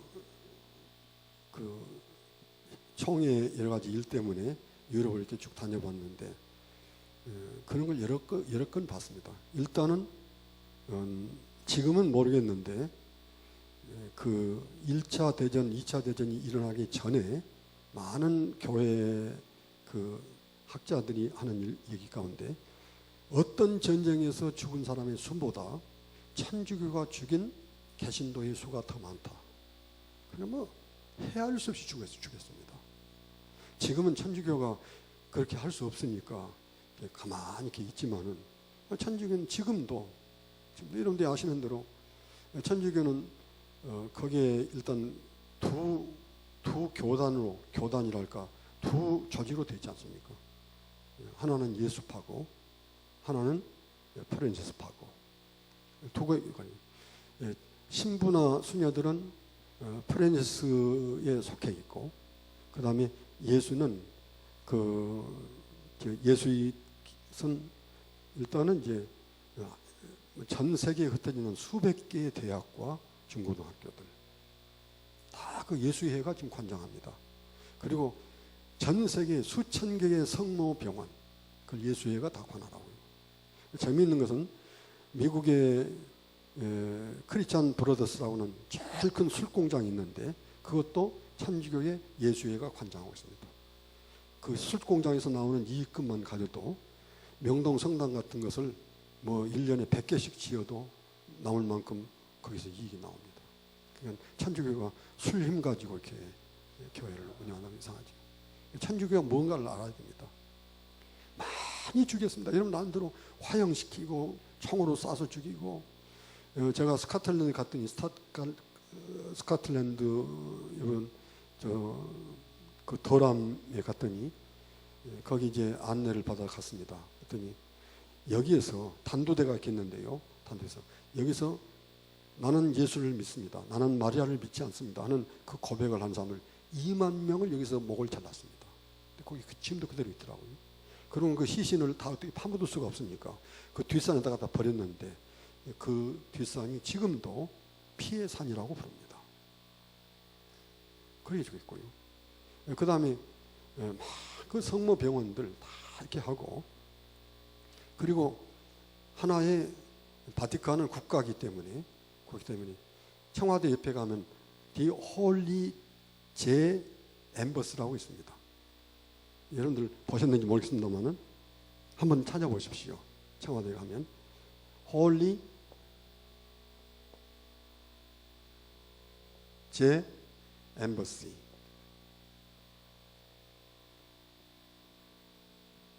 홀리 J Embassy 이제 뭐 아마 네티너 발음인 것 같습니다. C가 아니고 그러니까 이것이 바티칸 대사관이라고 말이에요.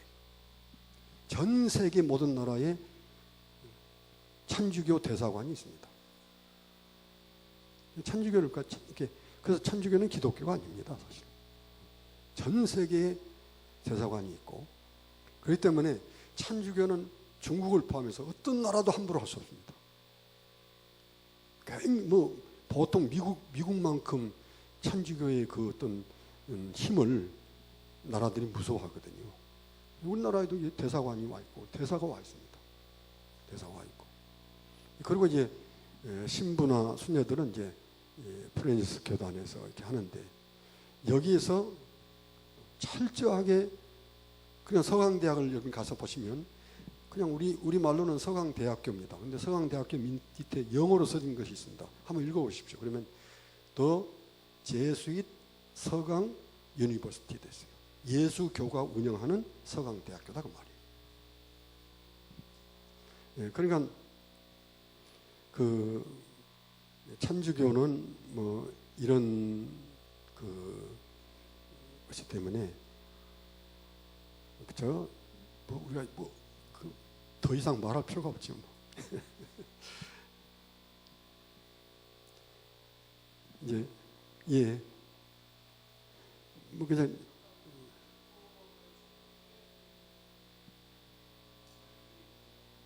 예.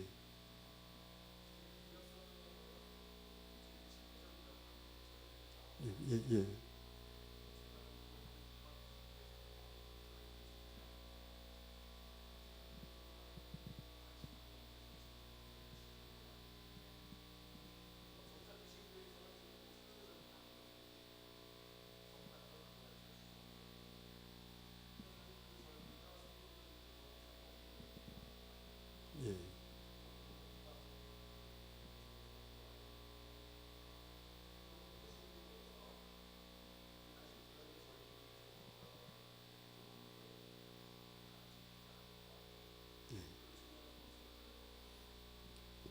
어떤 것들을 구약으로 돌아가는 것은 제가 볼 때는 옳지 않다고 생각하거든요. 그러니까 과감하게 이것은 그때 그 절기였다. 그렇게 보는 것이 옳고, 그것을 우리가 일부러 유월절을 지키고 뭐 맥주절을 지키고 뭐 희년을 지키고 이렇게 하는 것은, 우리가 율법이라고 하는 말을 할 때 하나님 앞에서 최소한 구원받은 우리 성도가 해야 될 우리 본분에 대한 얘기를 하는 것이지, 구약으로 회개를 의미한 것은 아니거든요.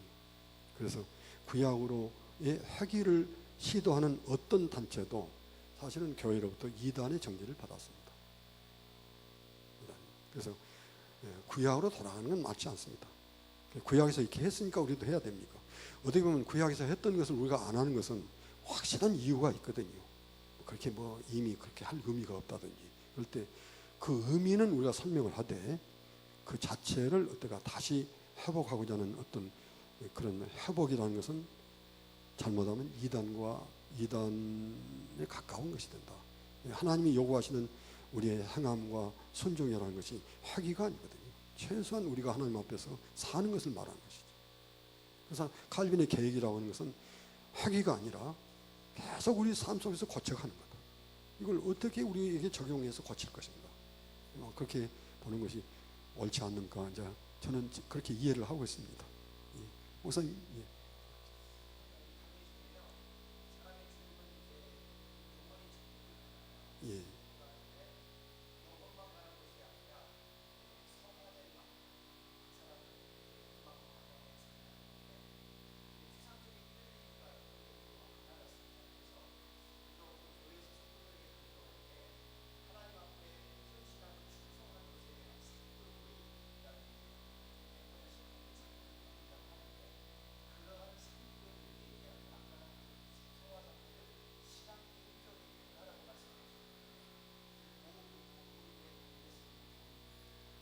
예, 그러니까 상급은 이제 그 후에 하나님 어떻게 주실지 모르지만은, 세상에서는 한 인간이 육신의 몸을 입고 있을 때 성화가 많이 됐고, 성화는 혼자 하는 것이 아니라 영혼과 함께 하는 거거든요. 영혼은 보이지 않습니다. 그때 우리가 한 사람을 이렇게 딱 평할 때, 뭐 미안합니다만은 모든 분들이 딱 보면 인격이 보이지 않습니까? 그분이 전에는 뭐 이렇게 어떤 분은 참 거짓말도 안 하고 상당히 양심적이고, 그리고 이제 그 삶의 어떤 모습들이 참 다르고, 예를 보면 영락교회 한경리 목사님 같은 분은 뭐 우리가 신학적으로 우리하고 안 맞는 것이 많다고 이렇게 얘기할 수 있고 그런 면들이 있습니다만은, 본인이 다 인정했습니다. 나는 신사 참배를 했습니다. 그리고 주기철 목사님 댁에 가서 그 사모님과 그 어머니를 끌어낸 사람이 내가 끌어냈습니다. 그 고백을 했거든요. 그리고 내가 회개합니다. 내가 참 잘못했습니다. 그리고 그분이 거짓말 하지 않거든요. 굉장히 진실하고. 그리고 이제 그 템플턴 상을 받았을 때 그것이 몇십만 불인가 나 모르겠습니다. 그런 7만 불인가 하여튼 받았는데, 한 푼도 자기가 쓰지 않고 다 교회를 위해서 쓰도록 내놓았고, 그리고 제가 뭐 저는 그 송파에 살면 남한산 가끔 가는데 돌아가실 때까지 그 방을 보면 칼빈과 똑같습니다. 아무것도 없거든요. 창빈하게 살다가 돌아가셨거든요. 그럼 그분이 인격이거든요. 그러면 영혼은 보이지 않지만은 그렇게 주님 앞에 순종하면서 살았던 그분의 신앙의 인격이 우리 눈에 보이는데, 이제 육신은 이렇게 딱 땅에 묻히고 영혼이 갔을 때 그 영혼이 다 모든 것이 같지 않겠는가? 그렇지만은 그 영혼의 플러스가 지금 우리가 보는 그 인격이 그 영혼 속에도 그대로 나타나서 하나님 보실 때는 하나님 볼 때나 야, 너 이렇게 살았지. 나를 위해서 이렇게 살았지. 하는 것이 우리 현재 육신에게 보여지는 신앙의 인격처럼 더 확실하게 주님 앞에 섰을 때 영혼과 함께 세상에서 살았던 그 모든 삶의 모습이 영혼에 플러스 돼서 영혼 속에, 그럼 영혼은 똑같이 웃고 하나님 앞에 그러지만은, 그러나 아무래도 세상에서 그렇게 못 살았으면 눈을 그것이 감고 눈치도 보고 아마 좀 부끄러워서, 왜냐하면 고린도서 3장 15절에 그러나 자기의 공력이 불타면 해를 받으리니 그러나 자기는 구원을 얻되, 육신 영혼은 구원을 얻지만은 불 가운데서 얻은 것 같은 거 항상 주로 노마시대 사람들은 잘 때 옷을 다 벌거벗고 잤다고 그럽니다. 근데 집에 갑자기 불이 났는데 옷을 입으면 좀 뭐 죽을 텐데 어떻게 하면 그냥 할 수 없이 튀쳐나가죠. 튀쳐나갔는데 동네 사람들이 불이 났다고 그러니까 다 와서 보는데, 그러면 우리 집 불탑니다 하고 사람들이 이러고 있어요. 하여튼 자기 집이 어떻게 타든지 간에 그건 둘째 문제고 어디 가서 숨어가지고 하여튼 자기 몸부터 가려야지요. 천국에 가면 구원받은 영혼인데 세상에서 더러운 죄도 짓고 욕심꾸려 이렇게 살고 저런 사람은 구원받았을까 하는데 어떻게 그러나 자기 영혼은 구원을 받는다고 그랬습니까? 그랬을 때 그 말이 굉장히 부끄러운 구원. 그것이 이제 그 영혼이 똑같은 영혼이 아니라 구원받은 영혼이지만은 그 인격이 다 표현되는 어떤, 그 후에 이제 상급은 하나님 어떻게 줄지 모르지만은, 예. 예. 그러니까 아까 영화가 됐을 때 뭐가 영화가 되는 것은 죽을 때 영화가 되는 거거든요. 딱 숨이 딱 끊어지면 하나님 앞에 가는데 어떻게 가는가? 영화롭게 간다. 영화가 뭔가? 그럴 때 영혼과 세상에서 70세를 살았으면 10세 사는 동안 주님, 이건 율법입니다. 이제 하나님 말씀을 어떻게 순종하면서 그 삶 속에서 그 삶을 이루었을 때 만들어진 어느 장로님, 어느 집사님, 어느 권사님, 그 인격이 다 있지 않습니까? 확실히 존경스러운 인격이 있거든요. 그러면 그 모습이 그대로 하나님 앞에서 그 인격으로 영혼과 함께 표현된다. 그렇게 간다.